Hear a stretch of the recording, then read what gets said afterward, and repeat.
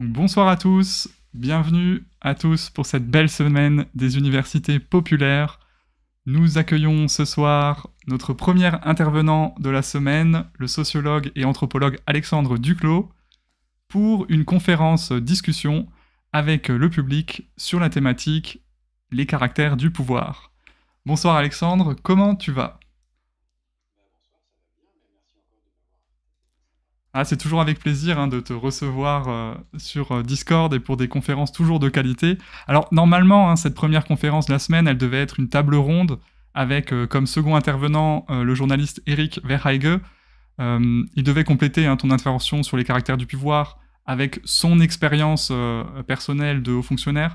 Mais malheureusement, il est beaucoup trop occupé en ce moment en raison de l'actualité politique brûlante du moment, notamment le renvoi de certains soignants qui ont refusé la vaccination. Et du coup, il m'a dit qu'il était débordé de travail et qu'il ne pourra pas être présent ce soir. Mais la bonne nouvelle, c'est que ça nous laisse beaucoup plus de temps avec toi et avec le public pour interagir. Et donc, je vous encourage tous à poser vos questions dans le chat. Et si vous souhaitez intervenir directement avec nous dans le studio, que ce soit pour une question, rapporter votre expérience ou discuter avec Alexandre, vous vous placez dans le salon intervenir sur le Discord et on vous déplacera avec nous dans le studio. Alors Alexandre, je te laisse la parole. Est-ce que tu peux, avant de démarrer la thématique, encore une fois te présenter? Parce que peut-être que les gens qui sont en ligne ne te connaissent pas forcément et dire quel est ton travail et ce que tu fais dans la vie.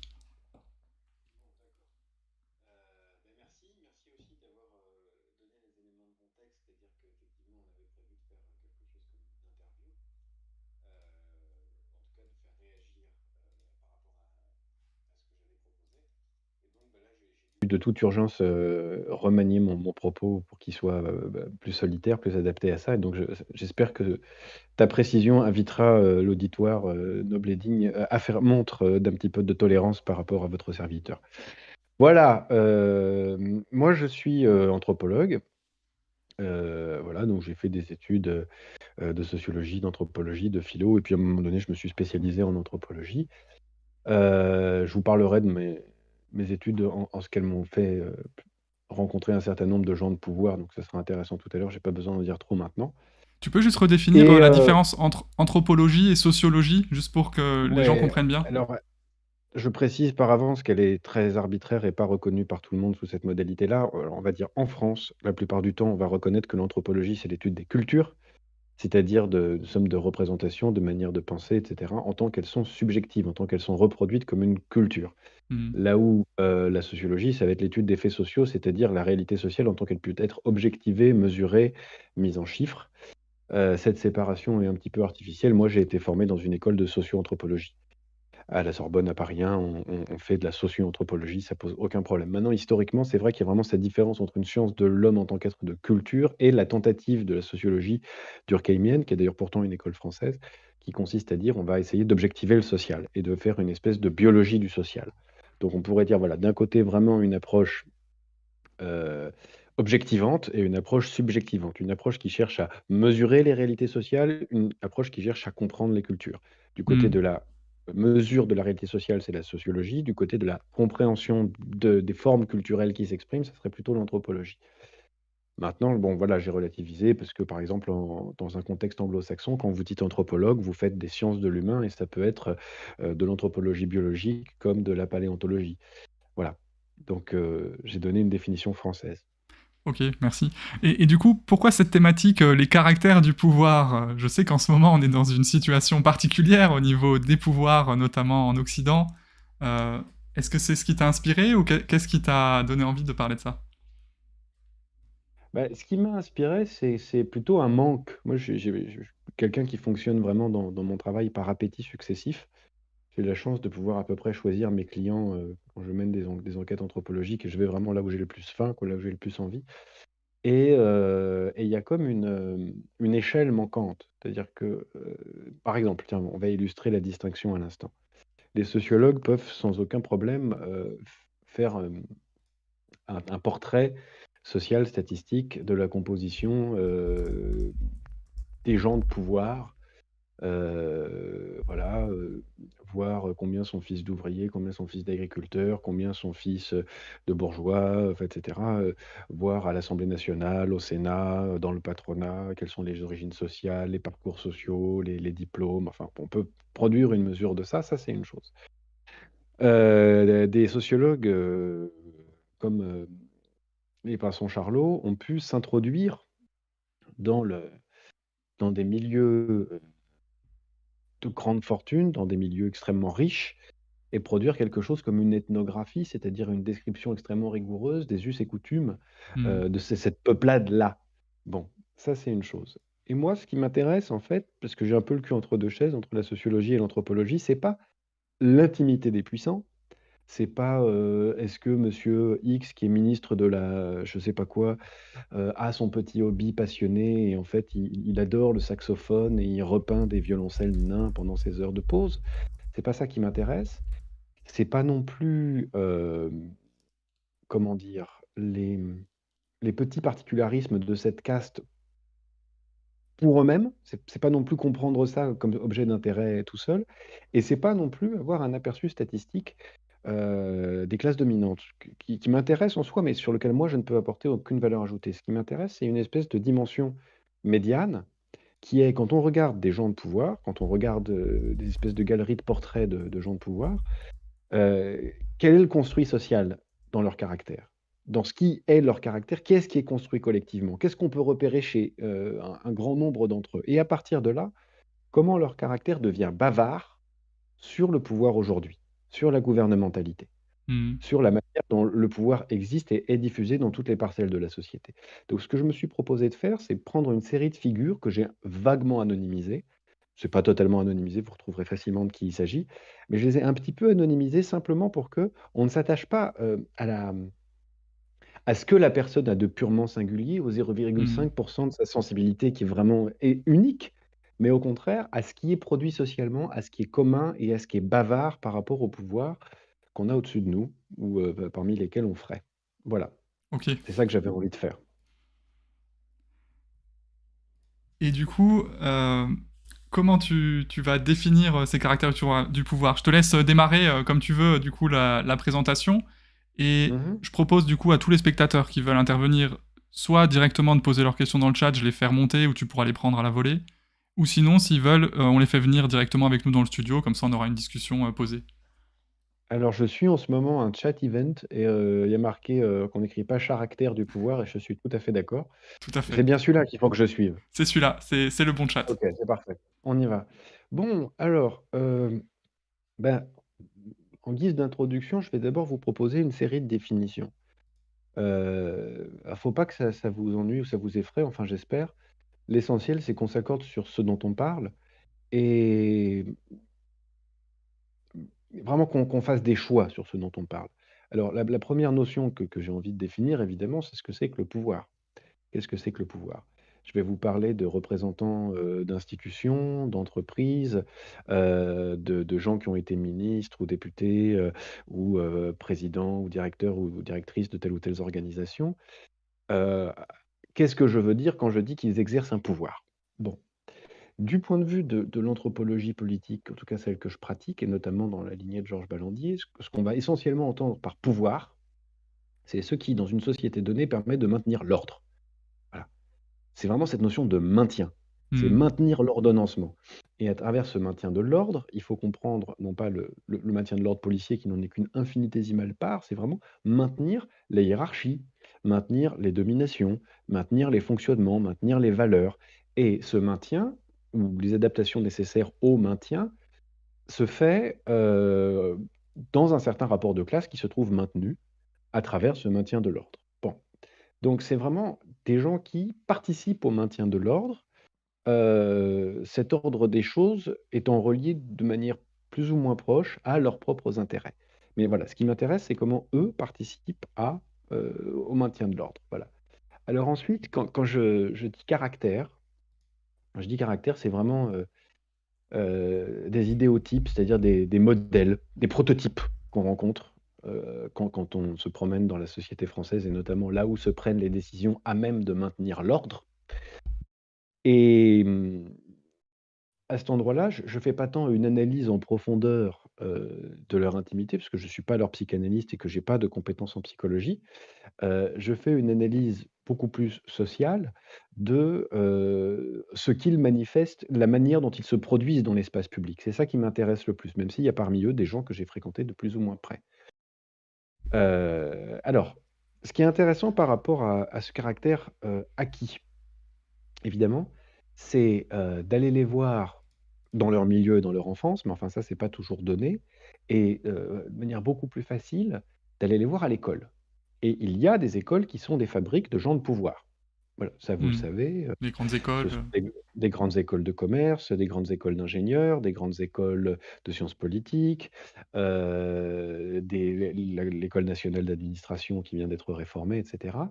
Il y a des écoles qui se conçoivent explicitement comme des lieux de formation de l'élite, c'est-à-dire d'un groupe destiné, en fonction des compétences auto-attribuées, et excluantes, à assurer une domination, c'est-à-dire, la gestion finalement, la gestion d'un territoire et son administration et la répartition des richesses, des biens, des statuts, du mode de régulation des conflits et je dirais même en fait qui se destine à faire le quotidien des gens, littéralement. Parce qu'avec la domination médiatique, on a vraiment une domination qui est tout azimut. C'est aussi bien la répartition des richesses, des statuts, mais aussi des modes de pensée et de sentir. Bien.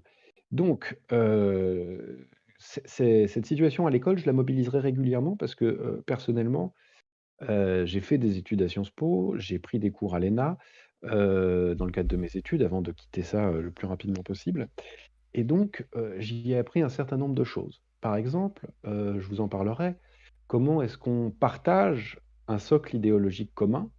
Comment est-ce qu'on partage, un socle idéologique explicite et aussi implicite? Par exemple, comment on apprend à distinguer, parmi les citoyens, ceux qui sont dignes d'entendre, la vérité, par exemple, d'un modèle théorique et ceux vis-à-vis de qui il faut qu'on communique ou qu'on fasse de la pédagogie, c'est-à-dire, en quelque sorte, les citoyens de première classe, les décideurs et ceux qui, hélas, participent au jeu démocratique et dont on se méfie comme de la peste. On verra qu'une des caractéristiques, des gens de pouvoir aussi différents que j'ai pu choisir, c'est que, pour l'essentiel, ils n'ont pas de théorie de la démocratie qui leur Mmh. soit propre. Ils n'ont pas d'intérêt pour la démocratie, voire ils s'en méfient profondément. Par ailleurs, ils ne cherchent pas du tout à légitimer leur domination par, une approbation populaire. Ils cherchent pas la popularité. Ils cherchent pas non plus à investir les gens, à investir le peuple, à descendre dans les familles, à descendre dans les représentations. Dans le fond, ils sont dans une situation d'abstraction et ça, c'est un motif extrêmement récurrent dans les figures que j'ai pu observer. Bon, de l'anglais, pardon, posez vos questions, n'hésitez pas. Ah oui, oui, oui, caractère, effectivement. Bon, alors, moi, où est-ce que j'ai pu rencontrer les gens de pouvoir dont je vais vous parler? Évidemment, bah, à Sciences Po, par Sciences Po. Ensuite, par le travail, quand j'ai à négocier avec des autorités locales, avec telle ou telle, grande entreprise, avec telle ou telle institution. Évidemment, dans ce cadre professionnel par ailleurs, dans des pince-fesses, enfin pardon, dans des, matchmaking sessions, Qu'est-ce que des c'est une matchmaking galas. sessions? Ah, c'est vous allez rire, c'est du speed dating appliqué aux entreprises et c'est un mode, de recrutement de projets, de recrutement de clients, d'émulation extrêmement pratiqué dans les institutions européennes. Mmh. Donc, vous avez, je sais pas moi, des gens de Roche, Sanofi, SEB, tas de gens comme ça qui sont là et qui, se font du speed dating, c'est-à-dire ils ont, entre 5 et 10 minutes pour se parler et cocher des cases pour voir qui te plaît et cetera. Ça te permet de rencontrer, 20-30 partenaires en 2 jours. Voilà et d'avoir échangé des pitchs. Est-ce qu'on m'entend bien? Ouais, on t'entend super, ouais. OK. J'ai eu peur parce que de mon côté ça a frouché, n'est-ce pas? Du verbe froucher qui est qui n'est pas du tout en anglais. Bien. Voilà, donc c'est un petit peu tout ce mélange-là dont je vais vous parler. Pour ceux qui connaissent un peu mon travail, finalement, c'est une dérive, de la France de travers, c'est-à-dire que je suis allé extraire d'autres entretiens et j'ai justement exclu, les portraits, de dominants, ou de gens de pouvoir qui sont dans la France de travers, c'est-à-dire, bah, ils sont anonymisés. En tout cas, il y a les directrices de l'ANDRA et puis, il y avait des gens de la famille, Muliez. Bon. Donc là, La France de ceux-là, je les travers, ai qui est ren ton livre, hein, c'est ce que je ouais, ouais, rappelle ouais, aux absolument, pardon. spectateurs qui ne sauraient pas de quoi tu parles. C'est ton livre que tu C'est as publié mon récemment. c'est mon bouquin absolument magnifique qui est très, très beau et voilà, qui est formidable et youpi, ya. Ah, c'est bien. Voilà, donc alors, on va commencer sur cette acquisition de caractère. Je dirais que la première chose qui relie toutes les personnes dont je vais parler aujourd'hui, c'est d'avoir acquis en commun un caractère et des réflexes à travers l'éducation dans un cadre familial, certes, mais aussi dans les grandes écoles. Donc d'avoir cette chose en commun et d'avoir reçu en commun cette idée de faire partie d'une élite. Et c'est important parce que vous allez voir apparaître de manière récurrente dans les portraits que je vais faire le motif d'une déception. Le motif d'une déception. Et qui est une déception, en fait, qui surgit de la rencontre entre, heu, normalement, une aptitude promise à la domination et à la domination légitime. En d'autres termes, on promet à ces braves gens, qui vont devenir des dominants, qui sont déjà des dominants, qui sont déjà Mmh. l'élite et qui le méritent. Et la rencontre ensuite d'un réel qui résiste extrêmement fort et tout azimut, et qui délégitime en quelque sorte, la domination qu'ils pouvaient croire, espérer exercer, heu, en pleine bonne conscience, n'est-ce pas? Bon, alors on apprend aussi dans ce premier temps, de l'éducation à diriger, naturellement une culture de l'entre-soi. Alors ça, c'est très bien décrit par les Pinson-Charlot. Comment est-ce qu'on apprend à faire réseau, à se marier, à créer des associations, à créer des liens, à rester dans les associations d'anciens élèves? Donc voilà, on apprend à réseauter. On apprend quelque chose, par exemple, qui, d'un point de vue extérieur, dans la socialité française normale, pourrait paraître, des manières audacieuses de se présenter ou d'aller voir des gens ou d'aller sonner à telle ou telle porte et qui sont en fait, des manières complètement naturelles de faire à l'intérieur de ces milieux-là. Je dis ces milieux parce qu'il y en a plusieurs, mais on va voir qu'ils se rassemblent justement du point de vue de l'exercice du pouvoir et en passant par les mêmes filtres, notamment les mêmes grandes écoles. Mmh. Bien. Alors, la culture de l'entre-soi, par exemple, je vais prendre un là, j'ai un autre exemple qui m'est venu en tête dans les galas où les nanas se plument, enfin se déguisent, enfin, c'est d'une certaine manière, on s'humilie en commun presque pour mieux s'appartenir, mais, heu, je voudrais vous donner un exemple, presque un contre-pied. C'est très à la mode, par exemple à Sciences Po, mais à Polytechnique, mais à l'École des Mines, d'avoir, une curiosité pour l'extérieur, un vrai, hem, goût, pour l'étranger. Aller faire un stage dans un pays lointain, on va se vouer à une cause qui pourrait paraître excentrique. C'est très à la mode et donc c'est en fait absolument, la possibilité d'aller chercher très loin et surtout pas dans son voisinage, un lieu de développement, de solidarité, de charité qui n'engage à rien, dont on peut se libérer immédiatement et qui est une espèce d'apprentissage d'une curiosité délimitée à l'avance. De la même manière, on va prendre une posture par rapport aux opinions exprimées qui sortent du cadre de l'école, qui n'est pas une position de refus absolu. Ça serait, totalitaire, ça serait fasciste, ça serait pas bien, ça serait extrême. On va prendre une position de tolérance. La tolérance, ça veut dire l'exclusion radicale, en fait, hein, de ces opinions-là, de ces manières de penser. Mais, en revanche, on apprend à exprimer cela sous la modalité de la tolérance. Donc, vous voyez, j'utilise ces mots exprès parce que quand je vais dire quelqu'un de curieux et de tolérant, vous voyez qu'en fait, on a des traits qui sont constitués à l'échelle de la classe et pas à l'échelle de l'individu. Mmh. Bon, hem, on va donc oui, j'ai déjà mentionné, la charité. Donc, vous voyez, aussi bien dans les manières de faire la fête que dans les manières de s'intéresser à l'autre, que dans les manières de s'habiller, on va acquérir des traits de caractère qui, par la suite, formeront l'unité discrète, d'une classe qui s'est formée dans les mêmes endroits. Alors, on pratique aussi, hem, comment dire? Hem, Tu parlais de l culture de l'élite, en fait, là, de faire la fête, et cetera. Est-ce que cette culture, elle se forme parce qu'ils utilisent des lieux qui sont délimités et uniquement délimités pour eux? Ou qu'est-ce qui crée, en fait, cette culture qui soit si différente du reste de la population? alors, Est-ce que c'est en ce qui fermé concerne comme milieu? Est-ce qu'il y a pas de connexion ou de transition entre les milieux? Entre les classes? Oh, il y a des alliances à l'intérieur des écoles et entre les écoles et les écoles, mettent un point d'honneur à affirmer qu'il existe des ponts. Hmm. On va prendre un petit contingent de personnes, mais il est démontré en ce moment que l'ascenseur social n'a jamais aussi peu marché qu'aujourd'hui, même s'il a jamais réellement marché. On est effectivement dans une espèce de quasiment de pureté de classe, quoi. Et si vous voulez, c'est pas tellement que les, les événements, l'organisation, et cetera, c'est fermé, c'est qu'en fait, c'est fait pour être fermé. C'est-à-dire Sciences Po, c'est un club de rencontres. C'est aussi un club, de matrimonial, de rencontres, enfin de Hmm. rencontres matrimoniales. On est là pour ça, on est là pour faire du réseau, on est là pour faire du lien, c'est le cœur de l'activité. Donc on n'a même pas besoin de se fermer. L'essentiel, de la pulsion, de l'énergie est vers l'intérieur. Donc c'est plutôt ça qui se passe. Mais il faut que j'accélère un peu parce qu'il va falloir quand même que je vous parle de quelques personnes, même si je sais qu'on a plus de temps. On a deux Alors heures, j'ai hein, j'ai on a le temps. on adopte aussi une pratique d'une morale désabusée. Par exemple, un des jeux favoris à Sciences Po, c'est apprendre à on travaille un sujet et on vous demandera de défendre, le pour ou le contre. Voilà, donc moi j'ai défendu la guerre en Irak, par exemple. C'était un des exercices que je cite tout le temps. On vous apprend aussi à voilà, à savoir ce qui est optionnel et ce qui est important. Les cours d'économie et les cours de credo espace mondial, sont pas optionnels.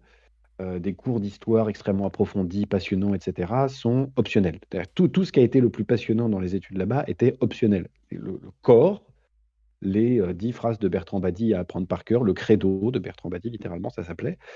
Ouais, c'est vraiment on distingue entre la culture tartine et que finalement on regarde d'assez loin. Vous savez, c'est vraiment le lieu où on apprend à faire des fiches pour citer des livres qu'on n'a pas lus.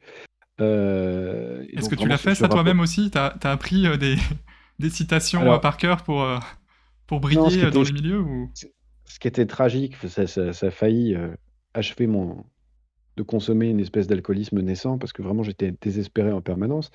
C'est que moi je faisais en parallèle des études ultra classiques de philosophie à la Sorbonne. Et donc j'avais un double cursus Hmm. et où la culture était complètement inverse.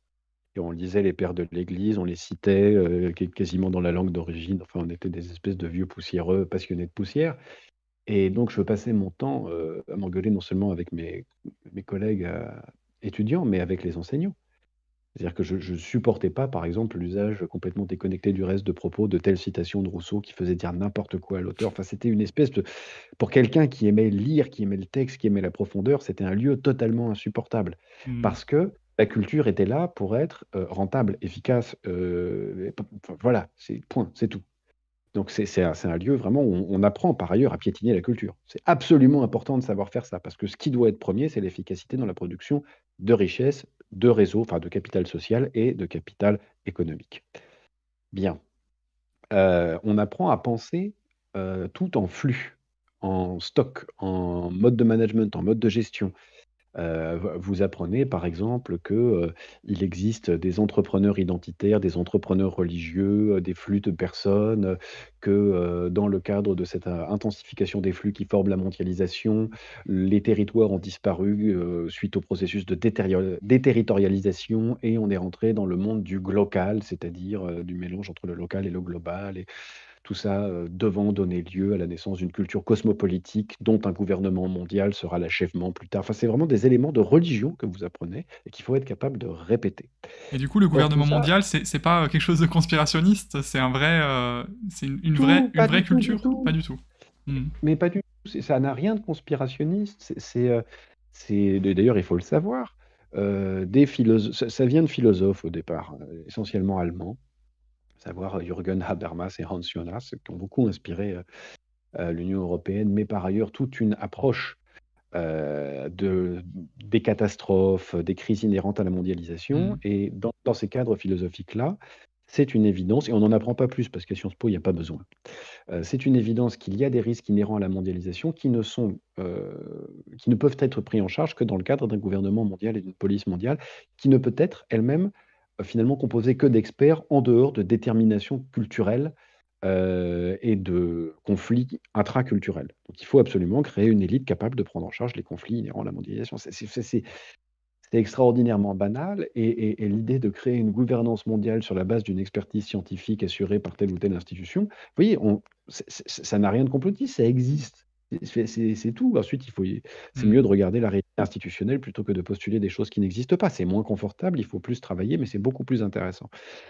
Hem, c'est vrai que cependant, quand on se rend compte de comment on est dirigé et par qui, ça remue tellement d'émotions qu'on peut comprendre, tout simplement les réactions émotionnelles qui se traduisent beaucoup dans l'imaginaire complotiste et dans la possibilité de faire communauté avec des gens qui pensent, comme nous, ou qui ressentent les choses comme nous. Donc ça peut être, Mmh.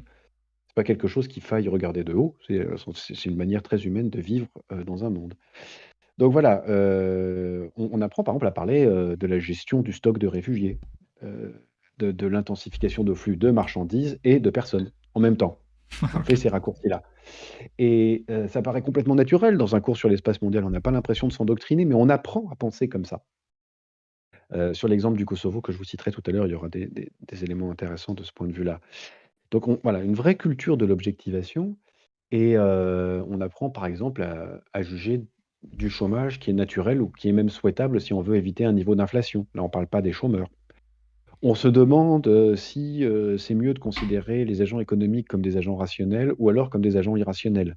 Mais en aucun cas, on essaye de savoir comment les chômeurs voudraient s'exprimer sur le sujet. Vous voyez ce que je veux dire? On apprend à mettre à distance et à se mettre en position de détenteur d'une science royale, mais qui peut se passer de la subjectivation des individus ou d'un groupe dans la société pour produire sa pensée, son raisonnement, sa manière d'envisager le monde.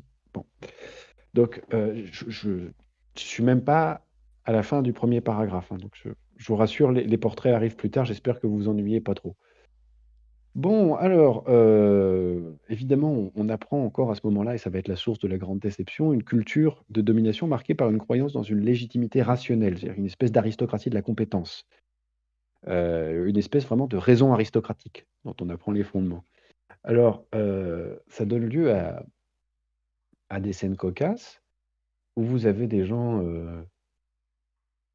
qui ont 20 ans, 21 ans, 22 ans, qui boivent des coups dans un appartement un peu chic, et la conversation roule sur qui veut aller au Conseil d'État, qui a plutôt envie de faire un travail dans l'administration diplomatique, qui vise plutôt, la présidence de la République parce qu'il pense que ça va bien avec, son enfin, je l'ai vu ça, littéralement. Mmh. Donc ce qui est intéressant là-dedans, c'est pas le côté comique de quelqu'un d'un peu saoul qui dit: «Moi, j'ai envie de faire ci, j'ai envie de faire ça» et avoir des ambitions plus grosses que le ventre, bien qu'ils ils vont le faire après.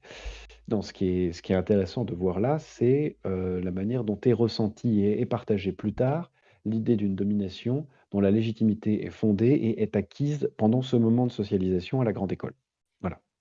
Donc ça, c'est quelque chose que vous allez trouver en commun chez la quasi-totalité des personnes qui, en France, exercent le pouvoir. Voilà, c'est ce petit champ de choses que j'ai commencé à aborder, n'est-ce pas? Mais du coup, Avec une c'est une curiosité. légitimité que tu dis acquise, à l'école, c'est pas une légitimité de type, noblesse, par exemple? C'est différent ou c'est Alors, ça n'est pas, c'est très intéressant. Ces traits de caractère et ce sentiment de légitimité, vous allez les trouver chez des gens qui ont des réussites extrêmement différentes, des salaires qui vont du simple au décuple, un capital de base ou plus tard qui va du simple au décuple, qui vont défendre des valeurs différentes, bien que ce soit dans un cadre, acceptable. Je sais pas, l'énorme écart qu'il y a entre quelqu'un du parti socialiste et du MoDem, mmh. hem, bien qu'il y ait des énarques au FN, hein, bien sûr, c'est pas ça la question. Hem, au RN, pardon, RN. Oui, mais à changer de nom tout le temps aussi, ça devient difficile. Toujours est-il que cet élément-là, en fait, c'est ce qui permet, de se reconnaître, de se renifler, de s'identifier les uns les autres extrêmement vite, de se donner du travail, de se donner du crédit, de se protéger ensemble en tant que groupe de manière consciente ou inconsciente. Mais, c'est aussi quelque chose de plus aléatoire, c'est le fruit d'une évolution culturelle. Vous voyez, par exemple, il y a des il existe, pardonnez-moi, des manières de se positionner qui ont été vraiment consciemment définies collectivement, enseignées, construites. Heu, Par exemple, après le livre noir du communisme, vraiment on a construit et enseigné Et moi, j'avais Marc Lazare qui venait de participer massivement à l'ouvrage de ce bouquin comme prof d'histoire, qui nous expliquait comment ça s'était fait. L'idée que on pouvait mettre un signe égal entre Staline, Hitler et Mussolini. Voilà. Et qu'il fallait balayer derrière soi l'histoire du soviétisme, que ça n'existait pas, que le communisme égale totalitarisme, point. Et puis, fin de l'histoire, fin des idéologies, on dépasse tout ça, on transcende ça dans un monde transnational. Voilà. Donc ça, par exemple, c'est que c'est consciemment construit pour être inculqué. De la même manière, ça c'est peut-être plus intéressant et moins pensé. Dans les années 2000, j'avais un cours qui presque prédisait l'arrivée des positions de Zemmour aujourd'hui. Alors, on avait un cours commun entre historiens de Sciences Po et gens avec petite option histoire à Saint-Cyr, avec une double entrée sur les mémoires de la Seconde Guerre mondiale. Et disons, le travail essentiel du cours a été de confronter ceux qui venaient de Saint-Cyr et qui avaient la théorie, vous savez, de Gaulle l'épée et Pétain était le bouclier, et puis nous qui devions défendre la position inverse. Mais on était déjà dans une normalisation de la théorie de Pétain-bouclier. Hmm. Vous voyez? On la faisait rentrer dans la discussion normale. Et inversement, il est des positionnements, des manières de se situer qui feront l'objet d'une unanimité, mais qui n'ont pas été travaillées à l'avance. Par exemple, le positionnement par rapport au mouvement MeToo, ou par rapport, aux mouvements décoloniaux ou par rapport aux mouvements, dits intersectionnels ou, ouvertement intersectionnels et cetera. Ça, c'est quelque chose qui se fait dans les grandes écoles de manière plutôt spontanée et c'est là l'endroit où la grande école, parce qu'elle est composée de jeunes bourgeois en formation, mais qui ont encore un peu de souplesse, vont apporter à la bourgeoisie la souplesse nécessaire pour pouvoir s'adapter aux changements à venir. Notamment, par exemple, par rapport aux questions, écologie, Hmm. d'écologie, pardonnez-moi. À cet endroit-là, on va avoir finalement un endroit où, de manière un peu spontanée, le milieu ici rassemblé va produire l'adaptation un peu en avance. Bon, hem, alors, ces gens-là continuent leur vie, ils obtiennent leur diplôme, et bon, voilà, ils s'engagent dans les carrières pour aller, vers le pouvoir qu'on va décrire tout à l'heure. Il y a un autre élément que je voudrais souligner avant d'aller plus loin. Et là, je parle pas tant des domiciles, bien qu'on pourrait très massivement citer les domiciles. Je parle des lieux de travail. C'est des gens qui travaillent, dans des lieux, d'abord souvent mobiles, parce que le lieu de travail, c'est souvent, un lounge, d'aéroport ou de gare, c'est souvent un taxi, c'est souvent un avion, c'est souvent un train, donc c'est ce que j'appelle le tube. Mais ils travaillent par ailleurs dans des bureaux, dans des salles de réunion, dont a été expurgée la plus infinitésimale trace de beauté. Tout doit ressembler à du Starbucks. Et même dans les institutions qui avaient des ors, qui étaient magnifiques et cetera, on a imposé une espèce d'idéal utilitaire neutre et laid. Ils vivent dans ce quotidien-là. Et pour la plupart de ceux que je vais citer, ils ont littéralement perdu, tout goût pour la bonne chère, pour savoir bien manger et bien boire, pour savoir bien manger et bien boire, voire même pour savoir bien manger et bien boire d'un point de vue bourgeois. Donc c'est littéralement un pan de la culture qu'on laisse de côté pour prendre de son côté, non pas une forme d'ascétisme, on mange beaucoup, on dépense de l'argent pour ça, mais on mange affreusement mal. Donc une espèce de distanciation par rapport aux choses de la chair. Mais Bien. c'est quoi? C'est un idéal productif, du coup, qui prend le dessus, ou c'est différent de ça? Je, je, je ne saurais pas dire, je dirais que c'est une forme d'utilitarisme et par ailleurs de mépris global pour la culture. Hmm. Je pense que ça participe d'abord élémentairement de ça. Mais un mépris ou une crainte pour la culture et puis par ailleurs pour tout ce qui n'est pas prévisible et maîtrisable. Quand vous ouvrez une bonne bouteille de vin, elle peut être mauvaise. Ils vont chercher une nourriture en carton qui se ressemble toujours parfaitement. Voilà. Et oui, il existe des grands restaurants où on peut, bien manger et cetera. Le je je parle ici vraiment de la la vie dans l'espace professionnel, dans le lieu de production du pouvoir et c'est quand même très intéressant de voir aussi bien dans les corps, dans les manières de s'habiller, à l'œuvre des processus de standardisation. C'est des gens qui sont parfumés de la même manière, habillés de la même manière, aux boutons de manchette près, qui mangent la même chose, qui pensent la même chose, qui disent la même chose, qui regardent les mêmes choses. Donc on a affaire à un ensemble de groupes sociaux qui collectivement, d'une certaine manière, renoncent assez profondément à des aspirations esthétiques, on pourrait dire. En tout Mmh. cas, je l'ai pas poussé plus loin, mais c'est quelque chose d'extrêmement fort. Hem Et quand bien même il peut exister des fondations qui vont consacrer des fonds, très puissants, pour, créer des collections qui seront elles-mêmes financiarisées, vous n'avez pas là, de recherche de fantaisie, chez les personnes telles qu'elles s'expriment, telles qu'elles se déploient dans l'espace social. Donc, voilà, moi je rapprocherais ça intuitivement, je ne sais pas faire le lien de manière très rigoureuse, mais de l'absence d'investissement du populaire, de l'absence d'investissement de la foule, de l'espèce d'absence d'effort pour aller chercher sa légitimité, dans la rue, dans les stades de foot, dans les marchés, dans là où on pourrait tirer une légitimité populaire. Bon, voilà. Dans Oh, le canal questions validées, Alexandre, si tu regardes, il est juste au-dessus du canal chat event.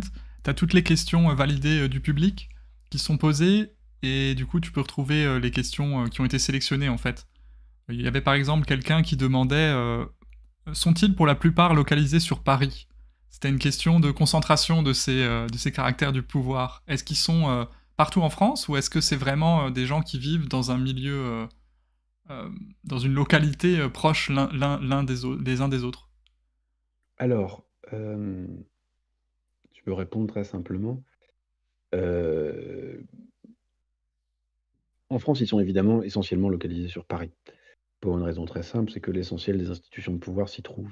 Toutefois, si vous allez, hem moi, par exemple, j'habite dans l'Orne. Si je vais, au conseil départemental ou si je vais, au conseil régional de Normandie, ou si je vais déjà dans les villes, il faut aller dans les métropoles pour commencer à trouver effectivement des lieux où s'exerce réellement le pouvoir et vous allez trouver des traits communs. Maintenant, effectivement, il y a, plus on s'éloigne des capitales, des traits qui vont changer, des caractères un petit peu différents. Je vais vous en proposer des différents d'ailleurs, des, non parisiens.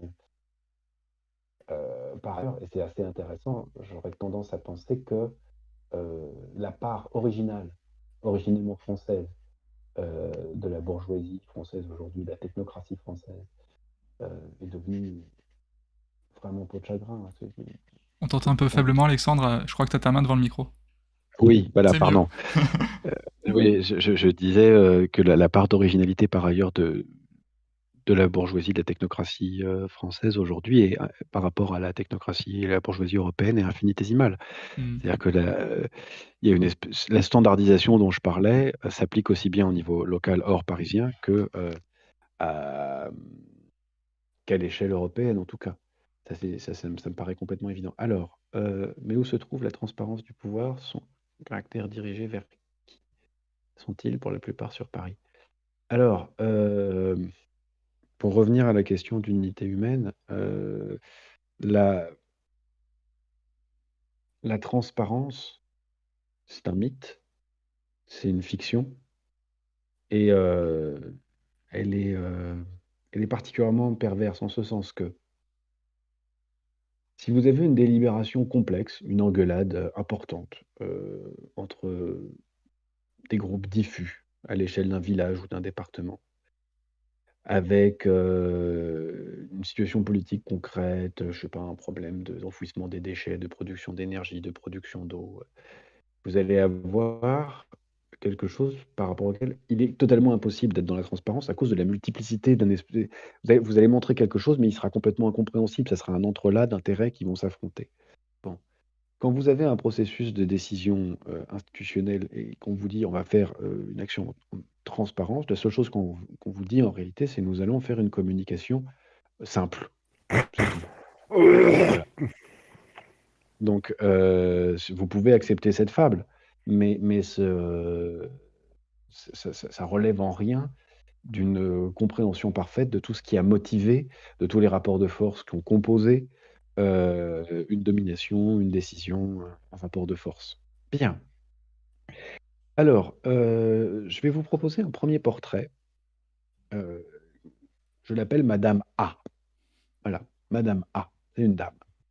C'est une dame, qui a un doctorat, scientifique, qui a beaucoup travaillé dans l'industrie pharmaceutique qui est passée progressivement de la fabrication de médicaments, de l'élaboration de molécules, au marketing de molécules, et qui, une fois qu'elle est devenue influente et puissante dans le sphère du marketing de molécules à l'échelle européenne, a été recrutée par une alliance, on pourrait dire, une alliance d'industriels essentiellement de la santé en Allemagne, en France et en Europe, pour mener une action de lobbying et d'influence à l'échelle européenne, afin que ce consortium-là devienne une institution européenne capable de redistribuer quelques milliards d'argent de fonds publics dans ces entreprises privées et par ailleurs d'être capable d'orienter eux-mêmes, puisque c'est ce consortium-là, c'est le board de ce lobby-là qui est devenu la direction de cette institution de la recherche-là en Europe. C'est comme ça que ça se passe, donc je vous raconte les choses. Mais c'est officiel, hein, c'est complètement Oui, officiel. c'est Voilà, on c'est voit tous l'équipe de qui a qui tu été parles, je lancée. pense. Voilà, donc ça pose aucun souci. Alors, cette dame-là, si vous la regardez vraiment comme un phénomène social, quoi, si on veut bien, qu'est-ce que vous voyez? Qu'est-ce qu'on voit? En tout cas, qu'est-ce que moi je vois avec mes yeux complètement tordus par des années d'anthropologie? D'abord, je vois quelqu'un qui est en permanence épuisé, épuisé et effacé. Mais attention, c'est un épuisement et un effacement heu, qu'on retrouve dans un grand nombre de personnages ou de postures. C'est l'épuisement de celui qui travaille trop. C'est pas l'épuisement de quelqu'un qui est allé en boîte de nuit. Mmh. On sait rien d'ailleurs, peut-être qu'elle fait ça, mais en tout cas, on met en scène son épuisement. Heu, c'est quelqu'un qui est immédiatement et naturellement, sans qu'elle en conçoive, une amertume quelconque, dépassée à la fois par la somme des projets, des compétences, des ressources engagées dans son institution, bon, mais aussi par le monstrueux appareil procédural qu'elle est chargée d'orchestrer. Parce qu'en fait, dans ce système européen, on est obligé de modifier les règles de fonctionnement des appels à projets, des formes de financement et cetera, sans arrêt, de le renouveler dans une espèce d'énergie d'émulation, pour mettre en instabilité un milieu, pour que ça produise exactement la bonne concurrence et surtout pas de découverte et surtout pas de réussite industrielle, parce que bon, ça n'en produit pas, donc c'est un fait. Heu, donc elle est dans une espèce de bon et puis par ailleurs, elle est complètement consciente du peu, de pouvoir dont elle dispose réellement par rapport, heu, à l'entreprise dont elle est le symbole, c'est-à-dire une organisation massive de transfert d'influence et de fonds publics vers, le secteur privé. Bon. Alors, quand on la quand on la regarde, ce qu'elle dégage, au-delà du fait d'être, épuisée, effacée, dépassée, c'est un certain nombre de valeurs simples, bon, elle a un habitus, corporel assez allemand, un truc un peu mère de famille, à la fois profonde, préoccupée, maternante, elle passe pour voir chacun des porteurs de projets avec une espèce de voilà, de posture à la fois autoritaire et maternante et en même temps, on voit, heu, de plus en plus monter, le sentiment, pas forcément d'illégitimité, mais de tristesse. Vous voyez? Ça, c'est Mmh. ce personnage-là, c'est cette modalité qu'elle va exprimer, c'est vraiment le fait que, heu, l'exercice de ce pouvoir-là est quelque chose de triste et de désabusant. J'ai pas le bon terme, mais voilà, ça produit une espèce de mélancolie, l'exercice du pouvoir. Quand on est là pour, d'un côté, organiser massivement une activité de bullshit jobs, c'est-à-dire qu'on doit par ailleurs être un prêtre, littéralement. C'est-à-dire agiter avec un credo, une masse de personnes qui n'ont que des bullshit jobs et qui passent leur temps à prendre le train pour aller montrer un PowerPoint avant de reprendre le train pour faire un power en fait, voilà, c'est cette vie-là qui en fait ne sont là que pour justifier un transfert d'argent du public au privé. Hem, à un moment donné, être, ce personnel-là, ce personnel qui délivre le credo, c'est à quelque chose de profondément triste. Elle n'a pas la jeunesse, du diplômé frais et moulu, sorti d'Ernst& Young et de Deloitte qui va la remplacer juste après et qui alors lui pourra effectivement sans problème, y croire, y croire. En fait, on forme des gens heu, un fanatisme de qualité, c'est-à-dire que vraiment une capacité à croire contre le réel des vérités apprises, mais à un moment donné, si ça ne crée pas, pardonnez-moi, de révélation, de changement de foi, on n'a pas un dirigeant de l'Union européenne qui s'est d'un seul coup, déclaré complètement, anarchiste, nihiliste, ou communiste ou, fan de Bernard Friot. C'est pas ça qui se passe. On a des gens qui dépriment, qui s'effondrent et c'est des professions dans lesquelles vous voyez autour de vous, je l'ai fait, je l'ai vu, les burn-out se démultiplier. Parce que la il y a d'abord une pratique fatigante, des fonctions de direction et qui est un auto-épuisement complètement inutile, mais qui est là pour justifier le credo, une espèce de démonstration de manière dont on se consacre au travail, la valeur travail et puis, cette espèce d'effet terrible, de tristesse produit par l'écart entre la légitimité supposée de ce qu'on est en train de faire et la réalité de ce qu'on est en train de faire, avec Mmh. une incapacité à penser cet écart-là et à le vivre, de manière politique. En fait, on ne le vit que sur une modalité de gestion de son temps personnel qui est complètement éclaté parce que pour avoir une vie dans le tube, c'est-à-dire, une vie de bureaucrate à l'échelle européenne, on a naturellement beaucoup abîmé, ce qui pouvait être, une vie familiale, solide, construite, organisée, située, dans un espace et dans un temps. Voilà. Donc, c'est une femme triste, fatiguée, creusée, qui répète un credo, qui naturellement est exactement comme je vous disais, bienveillante, tolérante, curieuse, mais néanmoins parfaitement sûre, du côté naturel de la domination qu'elle exerce et par ailleurs, elle incarne une espèce de rectitude sans objet qui est très intéressante. C'est-à-dire elle incarne une forme de droiture, elle l'incarne physiquement et dans ses paroles et dans sa manière de parler, les valeurs qu'elle choisit de citer dans ses propos et simultanément, si on gratte un peu derrière, il n'y a pas d'idéal religieux, bon, il n'y a pas, d'idéal comme une société à venir qu'il faudrait absolument atteindre. Et quand on parle de valeurs humanistes ou démocratiques, ça serait une démocratie sans le peuple. C'est parce que le peuple n'a aucune for ou sa mobilisation démocratique n'a aucune forme de valeur en soi. Le populaire n'en a pas non plus dans les valeurs qu'elle promeut. Mmh. De la même manière, en fait, c'est l'innovation pour l'innovation, le profit pour le profit. Donc on a en quelque sorte que des séries de tautologies, comme si on l'avait totalement privé d'horizon. C'est quelqu'un qui doit porter un credo sans horizon. Voilà. Donc c'est la première figure que je voulais pas décrire avec vous. Heu Bizarrement, quand j'y ai réfléchi, cette espèce de chef d'orchestre sans objet et elle-même éclatée par le travail, ça m'a fait penser à une rencontre étrange que j'ai faite un jour et dont je vais vous narrer la substance. Il m'est arrivé de rencontrer, dans un cadre professionnel, heu, le directeur de la recherche et développement d'EDF. Donc sur le plateau de Saclay, dans un bâtiment magnifique, sauf que vous vous perdez dès que vous entrez et les gens qui travaillent là, vous disent qu'eux aussi ils se perdent, bref, peu importe. Dans cette espèce de bâtiment tout dédié au design thinking et à l'espèce de mise en espace du développement d'une pensée et cetera, je rencontre la direction. Et alors, on discute, on s'entend bien, puis on va, au restaurant d'entreprise où naturellement on mange mal, mais comme dans toutes les cantines de ce genre. Et voilà-t-il pas que, j'interroge quand même le directeur parce que je suis assez étonné par, le niveau de connaissance qu'il a des dossiers dont il me parle, qui est pour le moins superficiel. Et il me le dit tout de go, il me dit: «Mais moi, de toute façon, je travaille seulement un certain nombre de pourcentages, de pourcents de mon temps sur chaque projet». Donc là, par exemple, on a parlé de tel projet sur les personnes âgées, la précarité énergétique, ça représente, je sais pas, 0,4 de mon temps. Donc je ne peux passer en fait que des bouts d'heures, des agglomérats de minutes sur chaque projet et je n'en connais jamais aucun parfaitement. Et là, vous avez un espèce de chef d'orchestre. Il est chef d'orchestre. Il va faire la police de cette orchestration du travail, hyper managérialisée, hyper surveillée, hyper protocolisée et pour autant dans sa propre vie, si vous voulez, il est comme un chef, d'une société traditionnelle qui n'aurait aucun pouvoir. Il est l'incarnation du pouvoir qu'il impose ou dont il est le vecteur et de toute évidence, il a perdu tout objet. Il est plus passionné par la recherche, il est pas passionné par l'organisation de la recherche, il est pas passionné par le fait de porter son parce qu'il ne peut pas. Il est lui-même totalement possédé par le pouvoir qu'il doit lui-même imposer.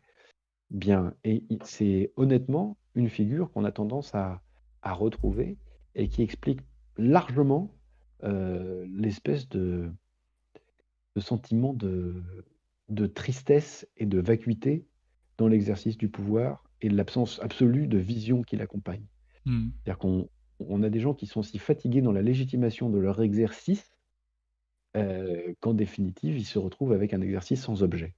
Voilà. De ce que je connais Enfin, de la grosse industrie, c'est mmh, exactement la façon dont est organisée la grosse industrie capitaliste avec ses divisions de responsabilités, des travails à 5% sur des projets, et où donc on retrouve cette idée que même des scientifiques qui démarrent par passion, par exemple, à la fin se retrouvent sans objet à faire des choses en fait qui sont complètement sans grande valeur, quoi, d'un point de vue euh, des- personnel et même de l'éthique des projections de ce qu'on aimerait faire pour le monde, par exemple. parmi les jeunes gens ou les collègues, très vertueux que j'ai pu voir, comment dire? Progressivement se dénuder, se déshabiller de ce qui faisait la chair de leur passion, de leur recherche, de leur investissement dans leurs études et dans leur vie. Ce qu'on ce que moi j'ai pu observer, c'est soit, des jeunes qui, à un moment donné, font un choix pragmatique. Au lieu de perdre, 9/10 de mon temps à chercher un financement de recherche et d'avoir qu'un dixième de mon temps épuisé pour le faire, je vais réduire à fond ma masse de travail, je vais assumer une fonction de direction et puis, à côté, je ferai des recherches plus, par hobby, par choix, par goût. Je vais libérer ce temps, je vais rendre ce temps gratuit d'une certaine manière. J'ai en tête, une chef de projet au CEA, qui avait été effectivement chercheur et puis qui, s'était spécialisée ensuite dans la gestion d'équipe, le marketing des projets et cetera et puis qui, à côté, dépensait une énergie magnifique, pour des projets qui lui étaient chers pour des raisons personnelles. Mais ça mène à un épuisement absolu des gens. Parce que si vous êtes déjà dans un temps encadré pour l'exercice de votre pouvoir et là, Hmm. vous voyez bien comme le pouvoir est comme si, en quelque sorte, le pouvoir s'était piégé dans sa propre formulation. Pardon, ou comme s'il était capable de prendre en esclavage les populations qu'il, qu'il déploie. Moi, je trouve ça intéressant parce que, c'est vraiment se poser la question de savoir pourquoi ces gens qui ont le pouvoir et l'argent se déploient à ce point une vie de merde, si je puis me permettre de m'exprimer ainsi. Pour moi, c'est une vraie question et comme la Mhm. racine du pouvoir dans les sociétés occidentales actuelles, c'est, pour le dire vite, le modèle colonial, c'est-à-dire un modèle qui substitue au gouvernement des gens l'administration des choses, une pure objectivation, une espèce de triomphe du saint-simonisme, en fait, ce qu'on met au pouvoir, c'est la procédure. Ce qu'on met au pouvoir, c'est la procédure et par conséquent, une espèce de tentative de pure objectivation et rationalisation de l'action d'administration.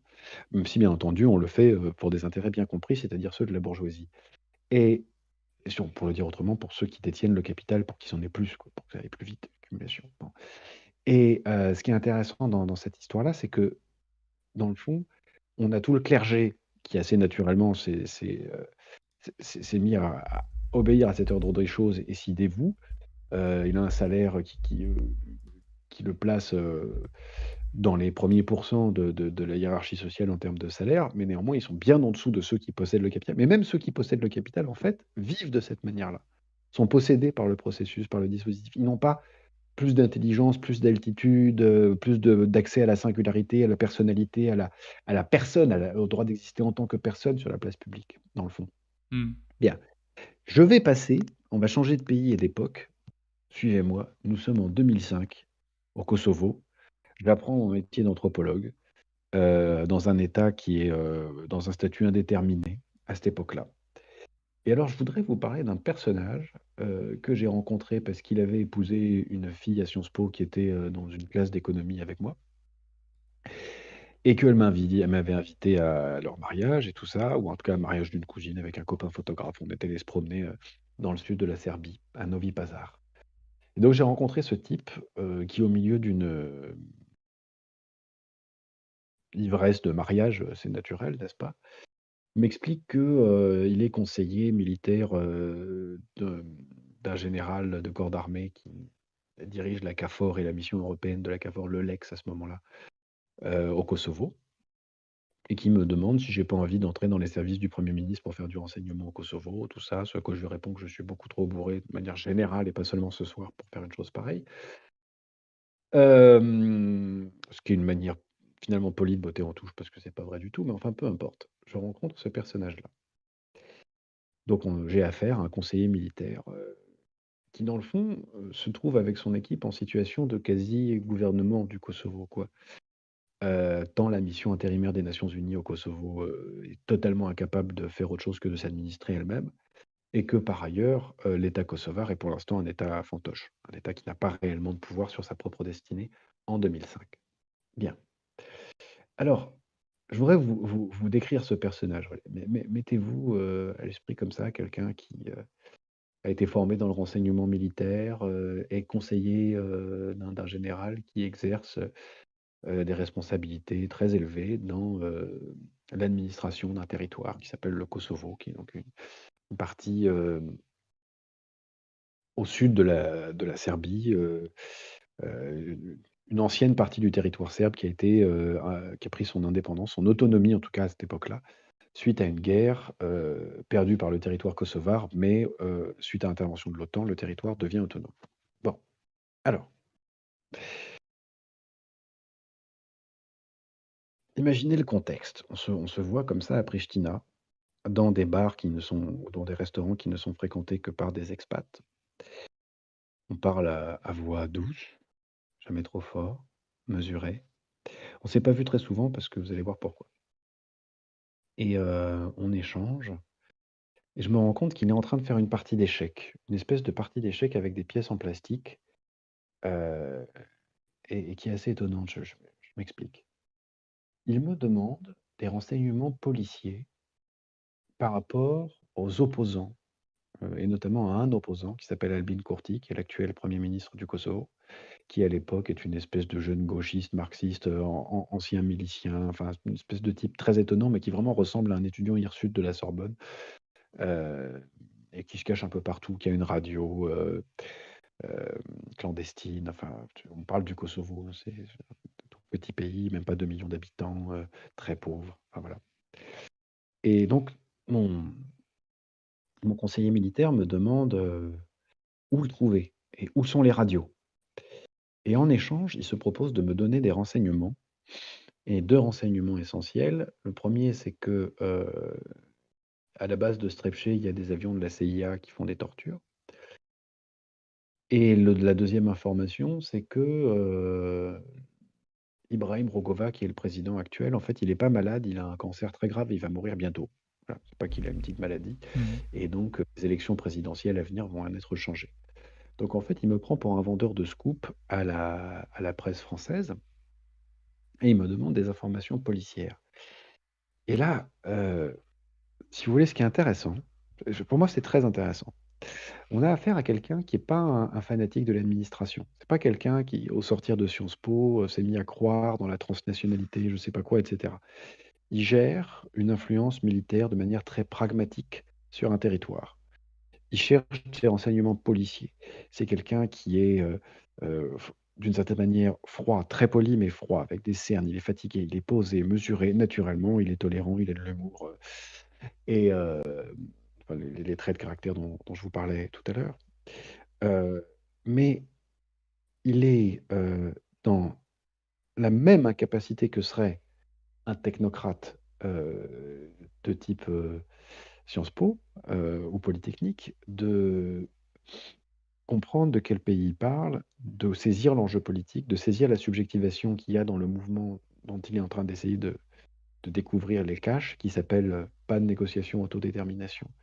C'est on a affaire à quelqu'un qui a une espèce de pragmatique froide, qui avance, mais qui est totalement incapable, de comprendre le phénomène subjectif qui est en train de se passer face à lui, c'est-à-dire la création de cette opposition-là. Bon, donc il a comment dire? Une ruse politique, une forme de légitimité qui s'impose par la force et une intelligence pragmatique, mais qui est totalement incapable d'engager des chantiers politiques profonds en comprenant la population qu'il a face à lui. Mmh. Alors, il est confronté, lui, à 2 problèmes. Il y a celui-là et puis il y a la bêtise de la minuque. Alors la minuque, alors c'est formidable. C'est comme si on avait pris tous les collègues de Sciences Po dont je vous parlais tout à l'heure et qu'on les avait mis à diriger un pays. Et alors, ils sont tous entrés en dépression, immédiatement, parce que ça marche pas. On peut pas faire rentrer les ronds dans les carrés, ça marche pas. Ils appliquent un plan Kouchner qui a défini qu'on allait faire rentrer le Kosovo dans l'économie libérale de marché, que ça deviendrait une démocratie libérale de marché immédiatement tout de suite, qu'on a donc tout privatisé, tout ouvert à la concurrence, et donc il n'y a rien qui marche, personne n'a rien acheté. Il y a quelques heures d'électricité par jour. La principale exportation, c'est la ferraille. Enfin, ils ont pété le pays immédiatement avec leur doctrine, et donc ils pensent que les Kosovos sont des fainéants. Les Kosovars, pardon, sont des fainéants, immédiatement. Et le rapporteur de l'ONU qui est allé voir comment ça se passait là-bas dit ben, il y a une vague de dépression massive chez les gens qui travaillent à la MINUC, j'appelle ça la Kosovo fatigue, mission Mm. intérimaire des Nations Unies au Kosovo. Et donc, voilà, là, on a affaire vraiment à un pouvoir de l'ONU qui est bizarre, parce que c'est eux qui statuent sur les choses, ils ont un pouvoir arbitral premier, c'est eux qui donnent le statut, qui ne donnent pas le statut, qui décident quelle économie sera là ou pas. Donc c'est vraiment un pouvoir très fort, mais avec un déficit total d'intelligence par trop d'apprentissage Kouchner by the book et de citations apprises par cœur comme ça, le monde est transnationalisé, donc les acteurs sont transnationaux. Donc c'est pas du tout des rapports de force entre les États-Unis, la Russie, l'Allemagne et la Turquie, alors que ça n'est que ça, et qu'il faut effectivement la ruse des militaires de la KFOR pour en avoir un peu plus d'intelligence, mais qui manque toujours ce qui se passe dans le phénomène social. Et en face de ça, vous avez cet ancien hirsute, probablement de Loutcheka, mais enfin on ne sait pas bien, cet ancien nationaliste marxiste qui ressemble à un Sorbonnard farouche, qui s'appelle Albin Kurti, et qui lui a tout le contraire. Alors c'est assez rigolo. Il n'a pas de force, hein, il n'a pas de poids. Ça c'est sûr. Il a une intelligence profonde du pays, euh, et il se place dans une position dans laquelle, en réclamant pas de négociation, autodétermination, voilà, sans arrêt, dans une position où tous les coups qu'il prend, tous les coups qu'il prend, pardon, et les incarcérations qu'il va prendre, vont renforcer sa légitimité qui va aller croissante, et il va prendre une figure comme ça d'intellectuel intrépide, incorruptible, etc., etc., et qui va finir par, dans le fond, avoir raison à la fois du pragmatisme aveugle et de l'aveuglement total qui caractérisait les deux autres pouvoirs. Voilà. Mais donc voilà, je voulais aussi vous mettre en exergue comme ça cette position limitée de l'intelligence pragmatique de ceux qui, sans idéologie trop encombrante, ont néanmoins appris qu'on pouvait traiter le monde comme une somme de problèmes objectifs à résoudre. En Mm. d'autres termes, ceux qui peuvent imaginer que, avec de la force et de la ruse, on peut faire de la politique une simple ingénierie sociale. Bien. Alors, justement, en parlant de pragmatisme, je voudrais vous parler d'un vieux. Un vieux, alors ceux qui arriveront à trouver qui c'est, bravo, bravo. C'est un ancien député. Un ancien député qui se dit gaulliste, qui a été sénateur, qui est bedonnant, bon vivant, bonhomme, poli, présent à lui-même, vraiment quelqu'un d'une compagnie agréable. Bien qu'il ait été, comme je vous dis, sénateur, président de région, ministre, plusieurs fois ministre. Euh, mais ce bonhomme sympathique, il a un problème quand on le rencontre hors cadre, c'est qu'il est extrêmement colérique à certaines occasions. Et il déclenche des grosses colères. Avec moi, ça rate pas. À chaque fois que on lui dit qu'en fait, la légitimation de ses actions ne tient pas. Pour lui, c'est comme ça qu'il se définit. C'est d'ailleurs assez paradoxal parce qu'il est entré la première fois dans un gouvernement sous Valéry Giscard d'Estaing. Pour lui, sa position à lui, c'est le gaullisme. Et qu'est-ce que c'est que le gaullisme? C'est le pragmatisme. Et le pragmatisme, il en fait quasiment une raffarinade. Ça veut dire considérer que les problèmes sont ni de droite ni de gauche, mais un problème de bonne gestion.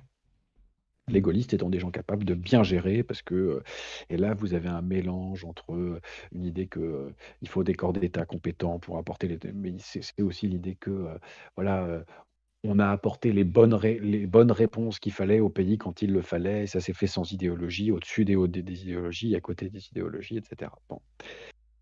Et quand tu lui signifies que, par exemple, les dernières mesures du gouvernement qu'il a soutenu, c'est-à-dire le gouvernement Sarkozy, n'ont rien de purement pragmatique, mais sont quand même très clairement idéologiques, ça l'ulcère. Ça le fait rentrer vraiment dans une espèce de contrariété profonde, quoi.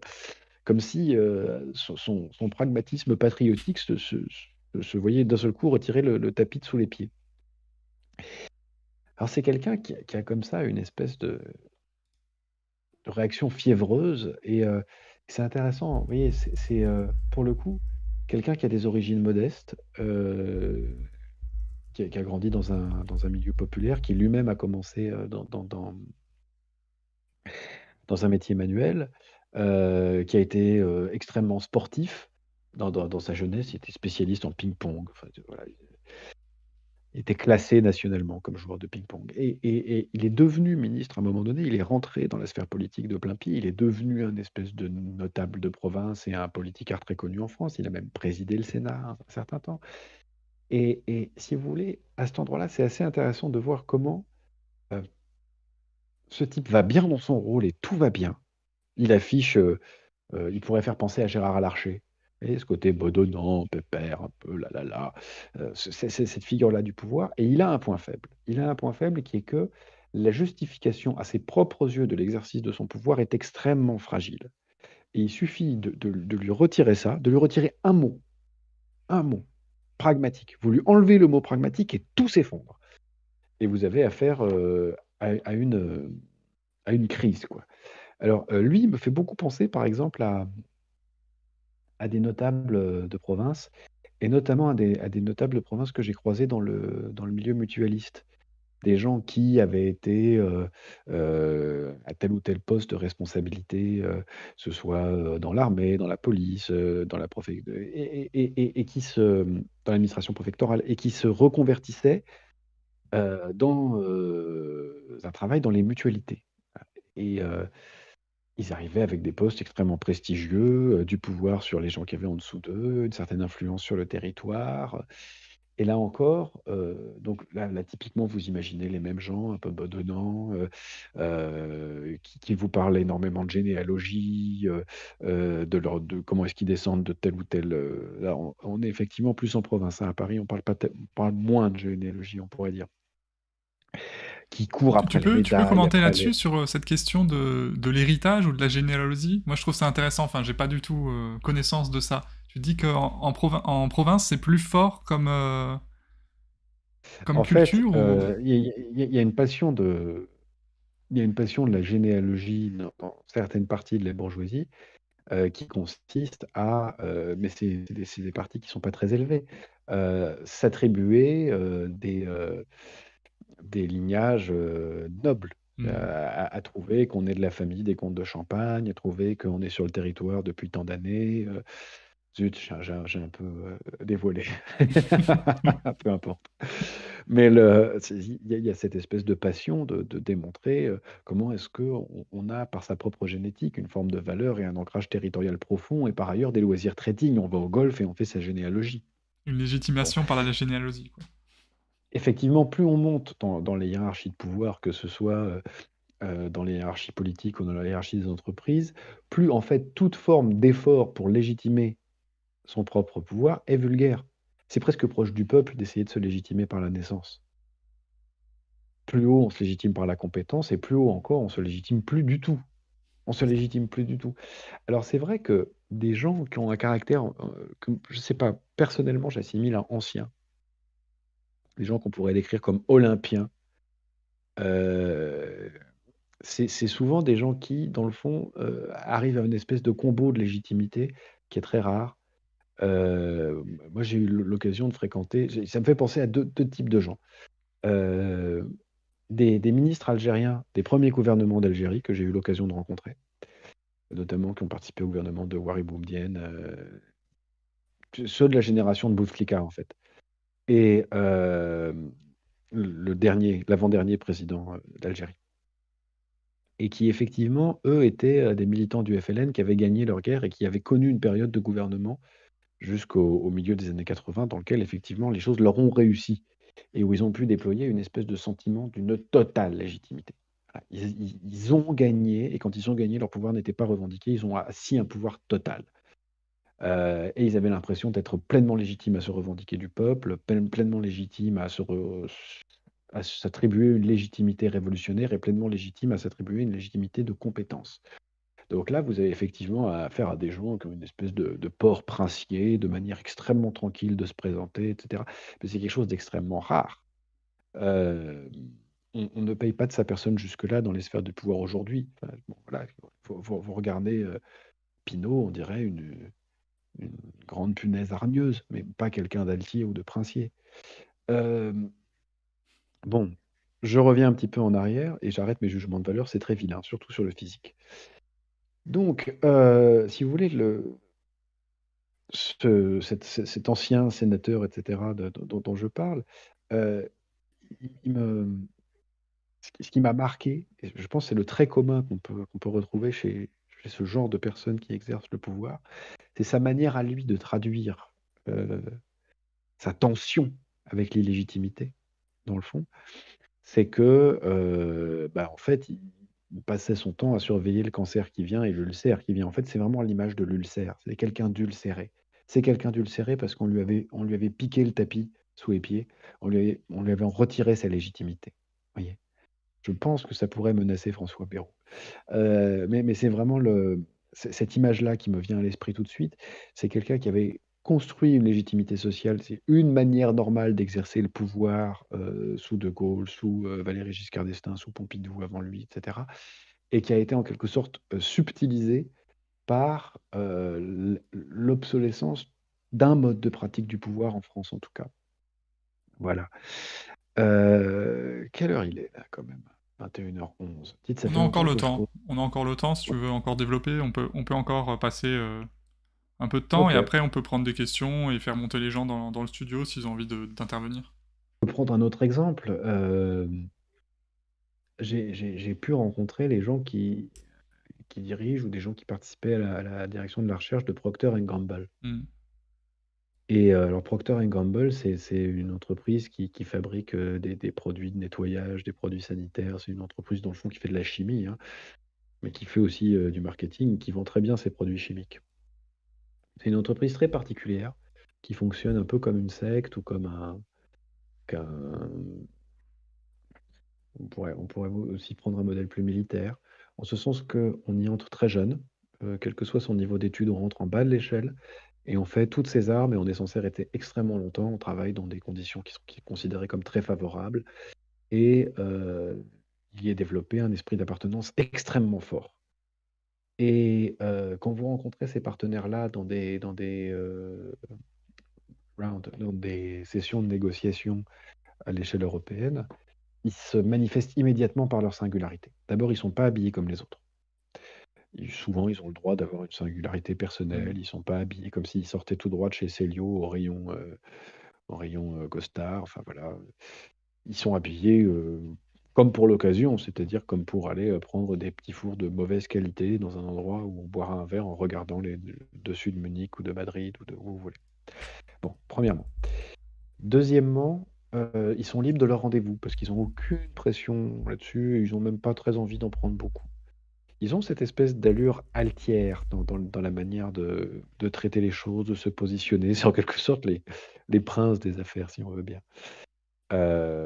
Et ils se sentent tellement puissants dans leur business que l'échelon, petit marivaudage, de business, organisé par la Commission européenne, ils en ont vraiment pas grand-chose à faire. Ils payent pour voir. Ils viennent regarder ce qui se passe d'un œil, Hmm. un petit peu curieux. Et le dernier que j'ai connu là, qui dirigeait la recherche sur les aspects un peu médicaux, nous a fait une conférence où il nous a expliqué pourquoi est-ce qu'il quittait, cette institution européenne-là, quoi. Pourquoi vraiment il pensait qu'ils se gouraient totalement, ils étaient complètement à côté de la plaque, ils comprenaient même pas leur, fondement idéologique, ils avaient pas entendu parler de la doctrine Barroso II. Enfin, il s'est vraiment très tranquillement, il leur a dit: «Voilà, vous êtes vraiment dans quelque chose d'extrêmement médiocre et tout ce que vous pourrez faire, nous on l'appellera jamais innovation». Et alors voilà, là, vous avez une espèce de groupe qui s'est formé, d'unité sociale à l'intérieur du capitalisme, une espèce d'entité, un peu forteresse, qui s'est construit autour de valeurs de temps long, de valeurs d'appartenance, de valeurs plus familiales, et en tout cas d'intégration extrêmement forte, d'un groupe à l'intérieur duquel la culture, en tout cas la culture d'entreprise est extrêmement valorisée et d'un niveau de puissance tel que on n'est pas obligé de payer au bassinet en passant.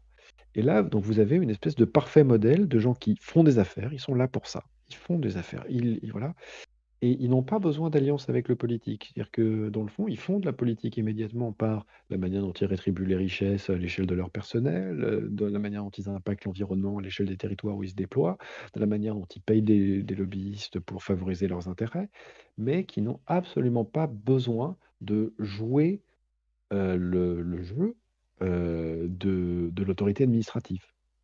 Mm. C'est-à-dire qu'ils ont laissé complètement de côté tout investissement dans le politique. Ils n'investissent plus finalement la population que par le biais de la publicité, qui n'est même pas communication, qui est simplement de la publicité. Et encore, pour des marques aussi énormes, on n'a pas tellement besoin de publicité. Mm. Est-ce que tu Donc en penses que fait, dans nos sociétés modernes, l'industriel prend le pas justement sur cette politique, les politiques administratives ou pas? Quel est ton point de vue là-dessus? ben, il y a une concurrence en ce sens que euh, moi j'ai parlé dans un premier temps de la création des sources de légitimité de l'administration des choses, c'est-à-dire des gens comme des choses. Euh, un gros industriel libéral, qui n'est pas une entité étatique, privée en tout cas, n'a pas du tout intérêt à la démultiplication des normes.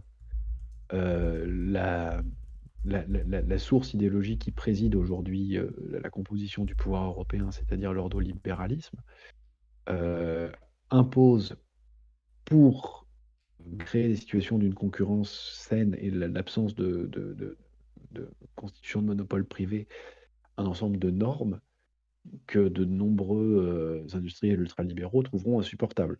Donc d'abord, primitivement, je dirais qu'il y a concurrence entre la source administrative du pouvoir, la source policière du pouvoir d'un côté, et de l'autre, l'industrie. Néanmoins, l'industrie a pu apporter des éléments décisifs dans l'enclenchement de la situation politique, administration des choses, en gros de la situation qu'on pourrait dire paracoloniale ou post-coloniale, mais dans un sens complètement différent Mm. pour les démocraties libérales de marché, c'est-à-dire des situations dans lesquelles les populations ne participent plus du souverain, mais sont administrées comme des choses. Prenons un exemple. Le passeport, c'est une invention militaro-industrielle. Le passeport, c'est marginalement une invention militaire pour la gestion des frontières pendant la guerre 14-18. Et c'est massivement une invention pour des industriels, pour suivre avec les livrets ouvriers, puis les passeports, etc., le parcours des ouvriers d'un employeur à un autre, pour savoir s'ils avaient affaire à des meneurs syndicalistes ou pas, par où ils étaient passés, est-ce qu'ils avaient fait grève, est-ce qu'ils avaient beaucoup changé d'employeur ou pas, etc. Donc, il peut y avoir parfois concomitance d'intérêts Mm. dans le contrôle et l'administration de la ressource travail, pour parler dans des termes qui ne sont pas les miens. Alors ça fait 1h24 qu'on est ensemble. Là, je propose aux spectateurs, si vous avez des témoignages du vécu dans les sphères du pouvoir, n'hésitez pas à nous donner vos témoignages. Et si vous avez des questions, alors n'hésitez pas à les poser dans le chat, et comme ça Alexandre va pouvoir commencer à y répondre. Alors on a quelqu'un qui voulait intervenir directement à l'oral, qui est avec nous dans le chat, qui s'appelle Youssef. Youssef, si t'es Oui, là et que tu nous entends, tu peux intervenir. À toi la parole. oui. Est-ce qu'on m'entend? Ouais, bah alors, Ah, ouais, il est parti. Il voulait pas m'écouter. il a déconnecté, tu lui as fait peur. Moi, je pense qu'il va revenir. On espère, on verra s'il est de retour. Alors, je vois qu'il y a Bon, beaucoup de questions dans le chat. J'espère qu'il va pouvoir y répondre. Ah, voilà, il est de retour. Excusez-moi, On j'ai s'inquiétait pas. disparu un instant. On a vu que tu avais disparu l'espace d'un instant. alors, je vais te raconter une anecdote, Alexandre. Je me permets de vous tutoyer. Il n'y a pas d'inconvénient. Parfait. C'est que j'ai fait un clic droit sur ton profil et je me suis rendu compte on avait déjà eu un échange. Et j'avais dit analyse très fine de ta part. Finalement, ça confirme encore plus ce que je ressens aujourd'hui. C'est-à-dire que la sociologie, c'est du beurre, c'est de la crème. Enfin, vraiment, c'est vraiment le top du top. C'est quelque chose de très passionnant, mais qui est pas assez exploité dans le champ politique, même dans le social. Moi, je bosse dans le social. Et je trouve ça un peu dommage parce que finalement, on- quand je vois ça, il y aurait tellement. Enfin, la sociologie a toujours eu très prophétique pour pas mal de phénomènes. Sur les banlieues, par exemple, je pense aux banlieues, il y a eu un certain nombre de choses qui ont été décrites bien avant que les phénomènes arrivent, quoi. Et ouais, donc moi, j'apprécie vraiment profondément Merci, merci, ton merci. analyse et ton discours. Franchement, ça fait plaisir. Et c'est de l'éducation populaire aussi, parce que quelque chose de très accessible, c'est pas. C'est-à-dire que ce que je disais tout à l'heure dans le chat, c'est que tu montes en anecdote pour mieux faire comprendre les mécanismes. Et l'anecdote, c'est du petit miel, quoi, c'est du petit lait, quoi. Donc voilà, je vais te raconter une anecdote. Je fais partie des universités pop et par ailleurs aussi des RSA. Je ne sais pas si tu connais, Réseau Solidarité Active. Et là, on est en train de mettre, parce que le problème, je trouve, en politique, c'est la République des gestionnaires. Euh, et donc, le problème, il est là, et que nous, on est en train de développer des concepts comme le gouvernement de la solidarité et la République des créatifs. Et en train de faire du brainstorming citoyen, quoi. C'est-à-dire que on peut vraiment imaginer, et là, on a commencé à avoir un certain nombre de propositions de loi qui sont parfois même pas coûteuses, mais qui demandent juste une autre approche de la pratique. Je vais donner un exemple tout simple, par exemple, enseigner l'amour-propre et la confiance en soi à l'école au travers de groupes de parole, au travers de valeurs humanistes et républicaines, voilà, tu vois, ce genre de choses tout compte qui fait que le système scolaire est plutôt un système qui développe le doute, le complexe, la rivalité, entre guillemets, quoi.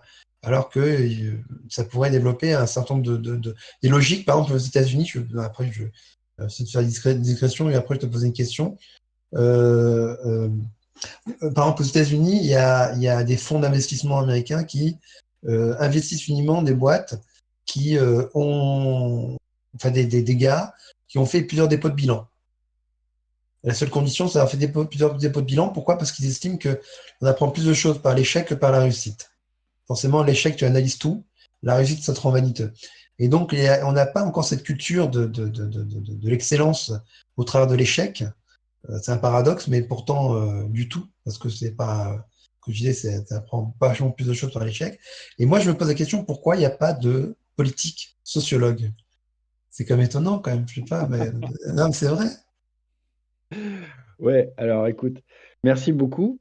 Je vais réagir un petit peu à ce que tu dis en 4 points, tiens.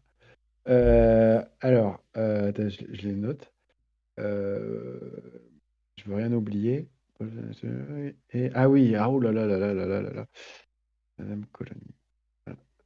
Alors, d'abord, l'école, je suis complètement d'accord avec toi. Je dirais simplement que t'es allé super vite. T'as oublié des trucs terribles qu'on apprend à l'école et qui sont beaucoup plus simples que ça.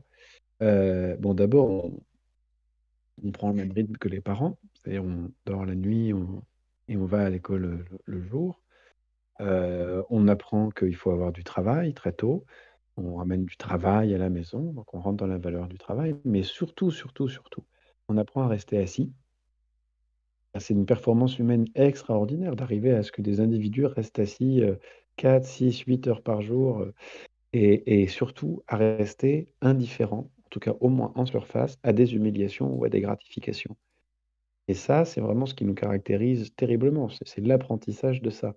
Et ensuite, bah, nous, on est des êtres formés comme ça, donc on est capable de rester devant un ordinateur pendant des plombes, assis, on est capable quasiment de s'attacher les pieds sous la chaise pour que ça arrête de bouger, de trembler, de sautiller, et cetera. Ça, c'est quelque chose qu'on apprend à l'école. L'école, c'est un lieu où on apprend à l'humain à demeurer assis et à recevoir les émotions calmement. Premier point. Deuxième point, un petit point d'alarme. D'abord, dans les écoles de commerce et dans les formations aujourd'hui des classes dirigeantes, on valorise énormément cette histoire d'échec. Et on valorise énormément un mode de management qui soit en essai-échec.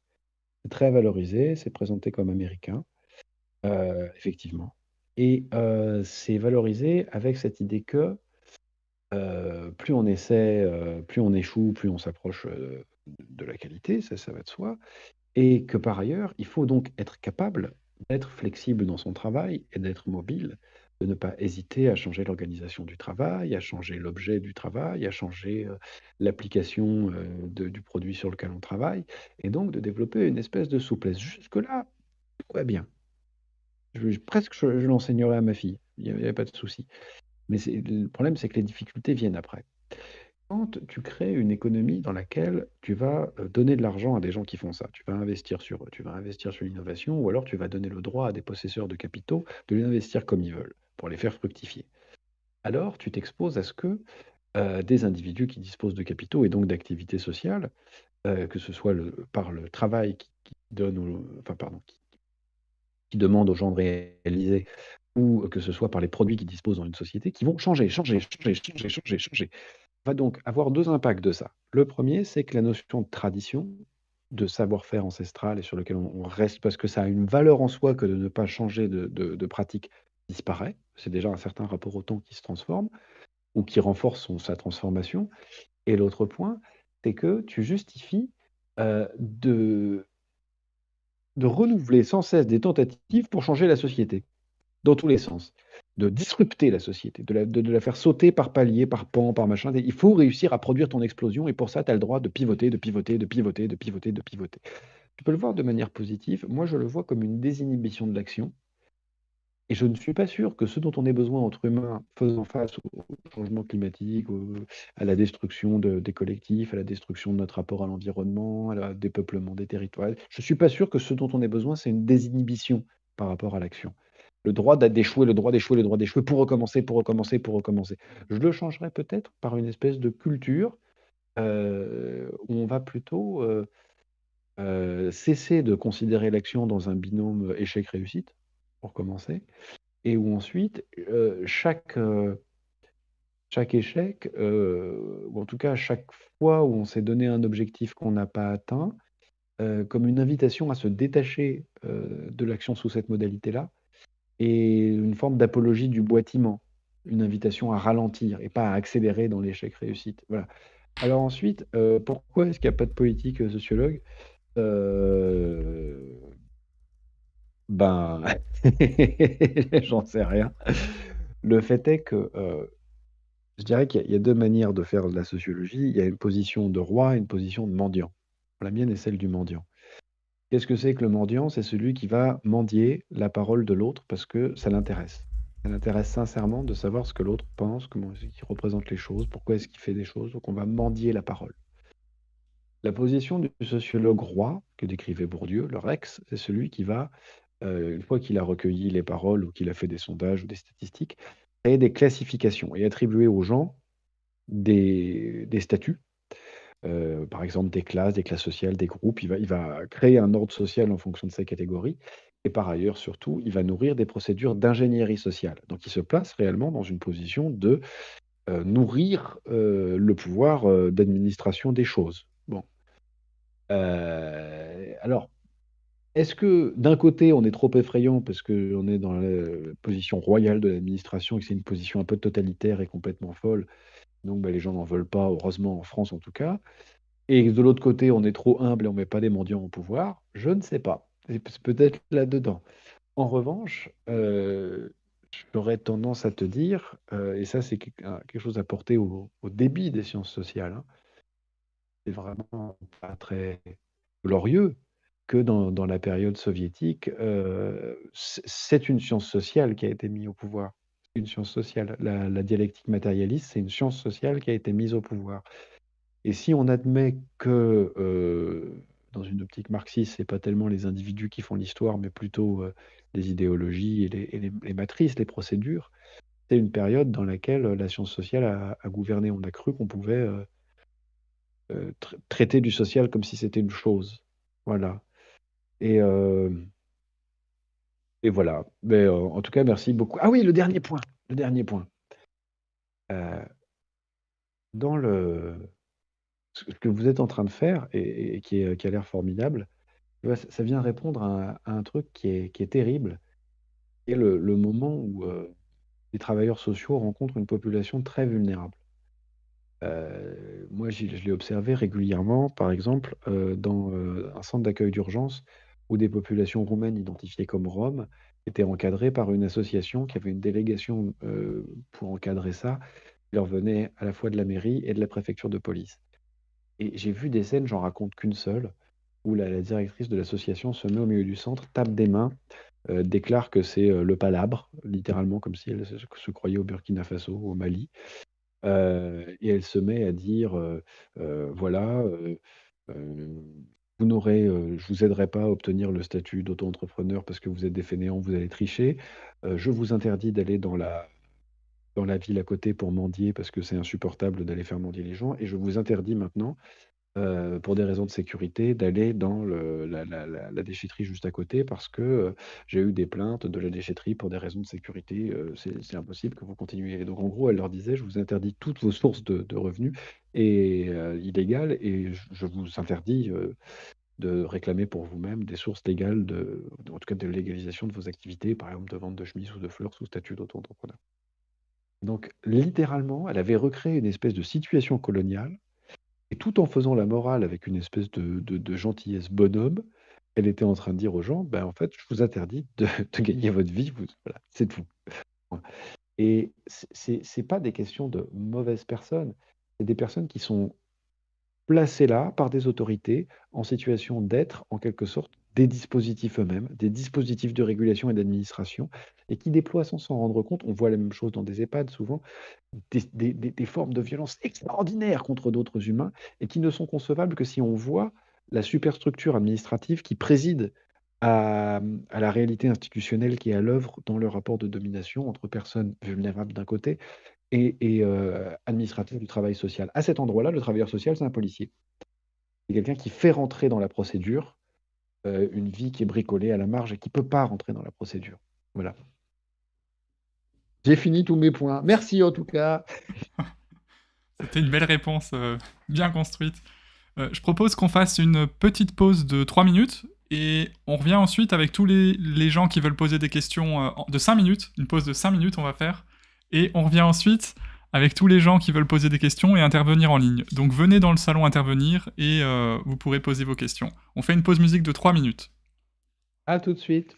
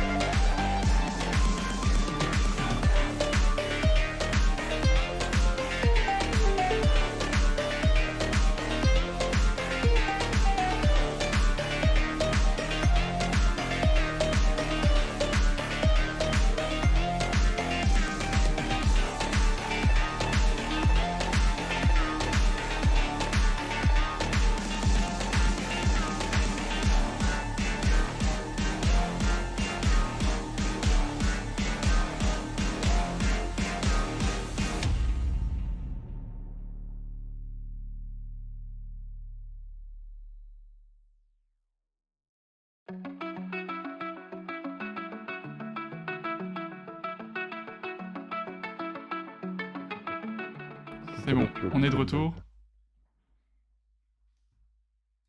avec Alexandre. Salut à tous, on est de retour sur le Discord des universités populaires avec Alexandre Duclos. Donc Alexandre, on va passer aux questions des intervenants. Et peut-être avant ces questions, L'Ours, tu voulais aussi intervenir, je crois. Est-ce que tu veux poser une question?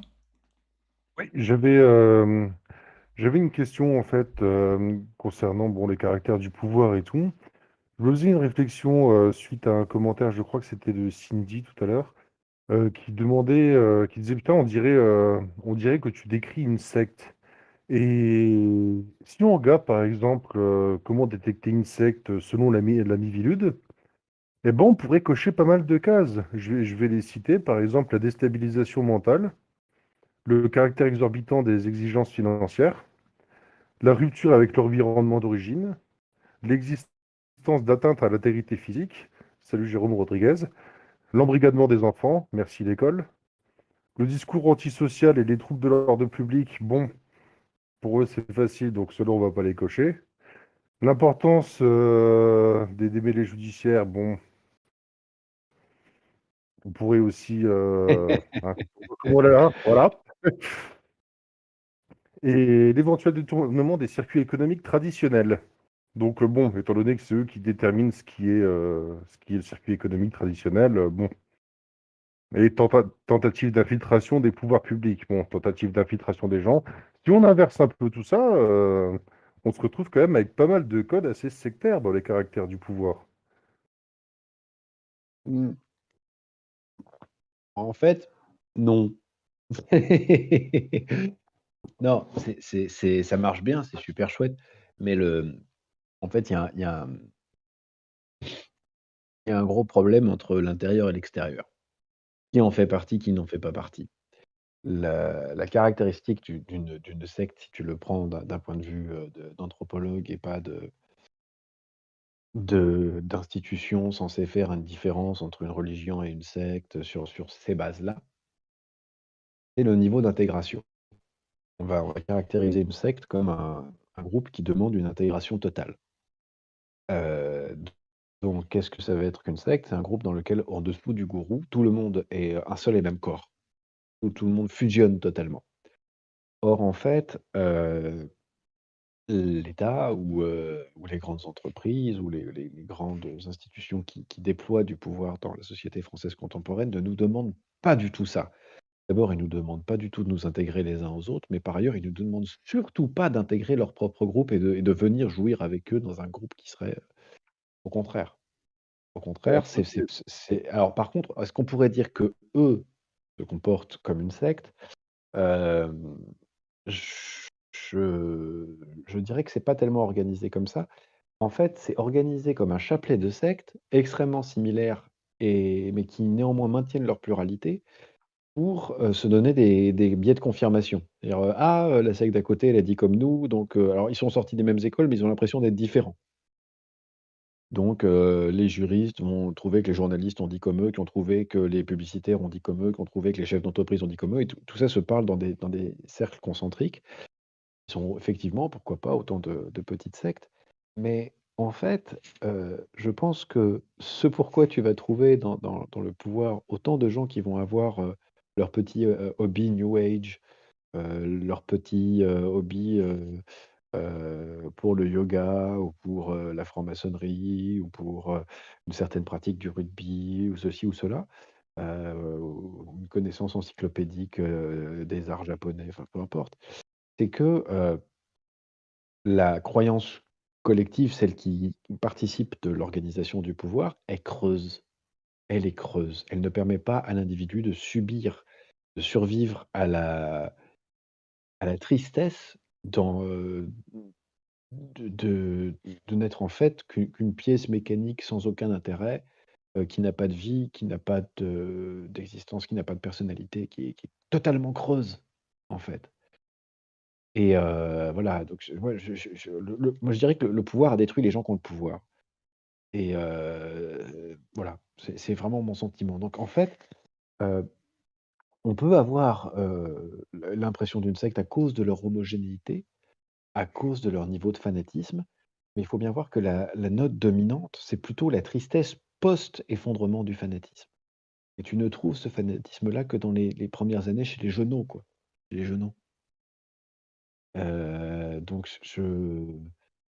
c'est Stieglitz dans La Grande Désillusion avait bien, démontré ça, quoi. Comment est-ce que, effectivement, chez les jeunes premiers investis, à la Banque mondiale du développement, oui, il était entouré de fanatiques, mais lui était déjà, désenchanté. Et en fait, c'est ce que prédisait Max Weber, fondateur de la sociologie allemande. C'est que le développement du capitalisme et de la bureaucratie allait créer une espèce de pouvoir complètement rationalisé, un pouvoir presque machinistique, un pouvoir procédural et que cela participait d'un monde désenchanté qui effectivement, ne se référait plus à un idéal, à une éthique, collective pour agir, mais simplement à une espèce d'auto-légitimation de l'action par son efficacité, sa rentabilité, sa performance, son efficience, pour être plus précis.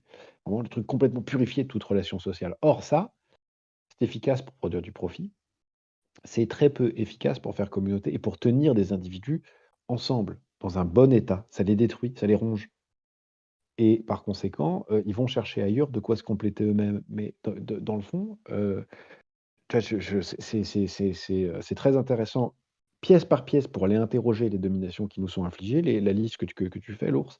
Mais il me semble que ça décrit mal une relation où, dans le fond, ils cherchent à nous désintégrer, à nous liquider, à rendre une société liquide et la moins intégrée possible, surtout pas intégrée à leur groupe qui lui-même ne tient pas vraiment. C'est-à-dire tient sur un fanatisme, qui se rend compte assez naturellement et rapidement que, dans le fond, il n'a pas de légitimité qui tienne. Et j'en profite pour très, très rapidement, faire une réponse à Monsieur Houtan. Monsieur Houtan, je n'ai jamais, songé, au métier de profiler, j'imagine dans la police, hein, parce que, ma passion à moi, c'est d'écouter les gens donc si je devais à un moment donné aller, m'intéresser à une histoire pareille, je perdrais un temps infini à essayer de comprendre pourquoi et comment et au lieu d'essayer de résoudre l'enquête, le pourquoi et le comment de l'action de chacun, en fait. Donc et je n'arriverai pas à aller plus loin que la porte de la concierge en étant déjà en train de discuter avec la concierge pendant des heures pour savoir comment ça va et pourquoi et qu'est-ce qui se passe. Donc en fait, c'est une notion d'efficacité. Quand on essaye de comprendre les logiques souterraines de l'action sociale, on ne peut pas être, déplacé dans une autre efficacité qui est de comprendre la logique souterraine d'une action criminelle. Ça ça doit pouvoir être faisable et pourquoi pas je rendrai le service s'il faut donner la main à telle ou telle enquête, mais vraiment en tant que métier, on ça se présente dans des choses qui sont complètement différentes. Enfin, le rapport aux émotions et leur rôle dans la structure des classes, sociales élevées, autant que je puisse en parler, ce qui est très faible, autant que j'ai pu le voir, c'est essentiellement une relation de répression extrêmement forte. C'est une énorme répression, des émotions, notamment lorsqu'on on s'approche de la pratique des affaires où les émotions sont pas du tout acceptables, sauf si elles relèvent de la communication et à ce moment-là, on peut effectivement dire quelques mots, mais enfin, on est, heu, on est vraiment dans une très, très forte répression de l'émotionnalité. Que pensez-vous de la révocation des élus via le RIC? Bah, moi, je suis pour, voilà, heu, j'ai rien d'autre à en dire. Ça me paraît être un garde-fou, tout à fait sain d'ailleurs, même, essentiel. Mmh. Il y a d'ailleurs, bah, pour, étayer ce que je disais, il y a Kissa57 qui pose une question, un psychopathe, il serait-il comme un poisson dans l'eau? Pour justement dans le système, de pouvoir et tout. En fait, je te dirais les choses autrement, je pense que quand ils sont jeunes, ils sont complètement psychopathes. C'est-à-dire qu'il y a tu pas besoin d'aller chercher plus loin, cher Kissa57. Pourquoi je dis ça? Qu'est-ce que c'est qu'une psychose? Qu'est-ce que c'est qu'un épisode de psychopathologie? Un épisode de psychose, c'est une situation on est psychotique lorsque, excusez-moi, je suis passé de psychose à psychopathe, bon bref. Tu veux dire Pour moi, ce psychopathe? ce sont ce sont des psychotiques. Ce sont des psychotiques en ce sens qu'ils sont, heu, dans un déni de réel tel que la réalité ne leur survient plus à l'esprit comme une hypothèse. Alors qu'est-ce que je veux dire par là? Prendre le monde et la mondialisation pour, un espace immatériel qui procède de l'intensification de flux économiques et techniques, c'est un déni de réel. Moi, je sais que le monde, par exemple, il est fait de terre, avec des cailloux et que sous les cailloux, il y a encore de la terre et que sous la terre, il y a de l'eau et dessus, il y a une population de vers de terre et enfin et cetera et là, je suis pas sorti de un pas, de derrière chez moi. Après, il va y avoir des millions de voisins et voilà, je sais en fait que la mondialisation, c'est pas il y a pas de monde qui soit ça. De la même manière, je sais que les gens sont pas des flux, que, les prisonniers sont pas un stock, que, le les personnes qui quittent leur pays pour aller se réfugier dans d'autres ne sont pas des choses, des flux, et cetera. Donc, je sais que, quand je regarde un chiffre, qui indique qu'il va y avoir, du fait d'une spéculation, une famine dans tel ou tel pays, je sais qu'on peut pas, voilà, traiter ça simplement comme un chiffre. Dès lors qu'on se rend capable de traiter le monde dans cette objectivation et abstraction-là, dès lors, pour moi, effectivement, on est aussi fou ou beaucoup plus fou que quelqu'un qui dirait qu'il pleut alors qu'il pleut pas ou quelqu'un qui dirait: «Vous êtes 2 alors qu'on n'est qu'un seul». Entrer dans un déni de réalité, mais c'est un déni de réalité qui va finalement avec un effort, culturel mondial. C'est-à-dire, par exemple, déployer des systèmes de transport de marchandises, de personnes ou d'informations qui sont dans le déni total de la matérialité de la distance et donc des paysages, des gens qu'il y a dedans, enfin de vraiment faire un truc où on peut relier, plusieurs fois en une seconde 2 points à 2 extrémités de la planète. Tout ça pour, je sais pas, faciliter des transactions, ou la détention de la bonne information pour réaliser la bonne transaction en un instant T qui n'existe même pas. C'est un déni total, enfin, c'est vraiment de l'acosmisme. C'est le fait de la négation du monde. Le monde comme matérialité n'existe pas. Bon, ben si, il existe. De quelqu'un qui pense qu'on peut construire son action comme s'il n'existe pas, c'est un psychopathe. Donc, est-ce qu'il s'épanouirait dans la dans la psychopathologie? Bah, oui, il l'accueillerait comme un frère, oui, parce qu'effectivement, ils sont complètement tarés. Bon, le problème, c'est que, ceux qu'on agresse à coups de médicaments et qui sont dans la psychose, souvent, ils ont des psychoses plus originales, plus libres. Ils ne rentrent pas dans ce système social-là. Ils refusent de rentrer dans cette folie collective. Moi, j'ai quelqu'un de ma famille très proche, qui a des épisodes psychotiques et elle m'a dit un jour, cette immense vérité, mais qui est totalement inacceptable socialement, qui est: «Je peux pas travailler, vivre, c'est déjà un travail». Donc effectivement, de temps en temps, on est obligé d'aller se battre contre des infirmiers et des soignants pour la sortir de là et la remettre dans sa vie à elle. Mais, enfin la sortir d'hôpital psychiatrique, mais Je pense c'est que oui, oui, pardon, juste pour dire d'un mot. Ils sont dans une psychose collective. Ils sont dans une psychose collective et la trace de ça, la marque de ça, c'est le nombre de burn-out au mètre carré, dans les sphères du pouvoir. Voilà. je pense que qui ça, je le connais et quand il a employé le terme de psychopathe, je pense qu'il faisait référence à la théorie des psychopathes, à savoir caractériser les personnes qui sont complètement incapables d'éprouver la moindre forme d'empathie. Dans ce sens-là, ce système un Mmh, petit d'accord. peu, voilà, c'est pas dans le sens, fou du terme, c'est dans le sens, incapable d'être empathe et donc du coup, est-ce que ces gens-là ont conscience justement de tout ça et que, bah, ils s'en foutent étant donné que, ben, c'est pas leur Ah, problème? bah, je pense qu'il a, dans ce cas-là, totalement raison dans sa suggestion puisqu'en effet, même si c'est fait de manière très douceâtre, l'essentiel de l'enseignement de la pratique, du pouvoir dans les écoles d'élite, c'est effectivement l'apprentissage de de l'objectivation, de réussir à se refuser toute possibilité d'empathie, jusqu'à ne plus reconnaître en fait d'altérité, du tout. Donc je suis complètement d'accord. Une dernière question peut-être, Alexandre. Il y avait Monsieur Houtan qui demandait. Alexandre, tu nous disais que le pouvoir était hiérarchique pour le contrôle de la population. C'est Unité Humaine qui demandait ça. Peux-tu nous dire qui est à la tête du pouvoir français et mondial, ainsi que les moyens utilisés pour être à cette tête? Est-ce qu'il y a un pouvoir pyramidal vraiment qui existe, qui est un pouvoir suprême mondial, mondialiste, nouvel ordre mondial, qui œuvre justement pour cette politique d'un point de vue top-down, c'est-à-dire du haut vers le bas, ou, ou est-ce que c'est simplement les institutions qui créent Non, cette non. communauté d'intérêt? J'ai pas de connaissances supérieures telles que je pourrais avoir une réponse définitive sur le sujet. Je livrerai que mon idée et mon sentiment. Je dirais que la principale matrice de pouvoir en France, aujourd'hui, c'est une haine de soi. C'est ça qui est premier.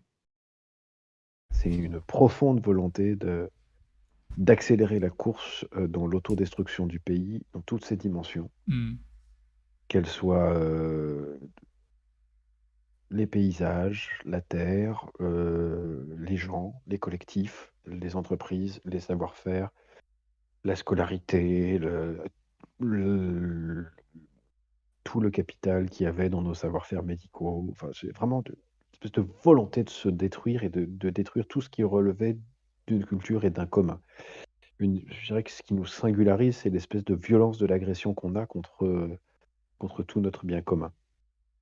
Bon, ensuite, comment c'est organisé? Effectivement, on a de plus en plus de mal à y voir clair. On a de plus en plus de mal à y voir clair parce que, pour l'essentiel, le pouvoir économique, pardon, se laisse dissoudre dans le pouvoir économique, et le pouvoir économique est beaucoup plus diffus que le pouvoir politique. Quand vous avez une structure politique bien Hmm. organisée, vous pouvez dire: «Ah, c'est le président, le premier ministre, et cetera». Là, quand vous avez, je sais pas, l'Institut Montaigne et Claude Bébéar qui est derrière et les grands assureurs français qui financent à la fois la campagne de Fillon et celle de Macron, puis qui ensuite mettent l'essentiel de l'argent sur la campagne de Macron. Ah, on sait plus très bien, quand on voit, la manière dont, de manière concomitante, on a détruit l'appareil industriel français, détruit nos capacités à produire de manière indépendante. On pourrait se dire: «Il y a un complot», mais en fait, il y a une idéologie diffuse et qui je sais pas, quand vous avez rencontré un jeune dirigeant de l'âge d'Emmanuel Macron, de la Caisse des dépôts et consignations, un jeune dirigeant, chez Orange, un jeune dirigeant qui a fait les mêmes écoles, à la Caisse nationale d'assurance maladie, qui lui, pour le coup, dirige la Caisse nationale d'assurance maladie, et que vous voyez Macron, vous voyez que c'est des gens qui répètent de la même manière le même babe-bibobu appris à l'école, mais vraiment qui récitent les paragraphes. Je veux dire, le programme de Macron, c'est une application, d'un programme libéral un peu daté, plutôt des années 70, appris à Sciences Po et décliné, Hmm. littéralement. Donc c'est vraiment, je dirais que rassurez-vous ou inquiétez-vous, il y a pas de gouvernail. Il y a pas de gouvernail ici. Hmm. C'est pour ça qu'on s'effondre si vite.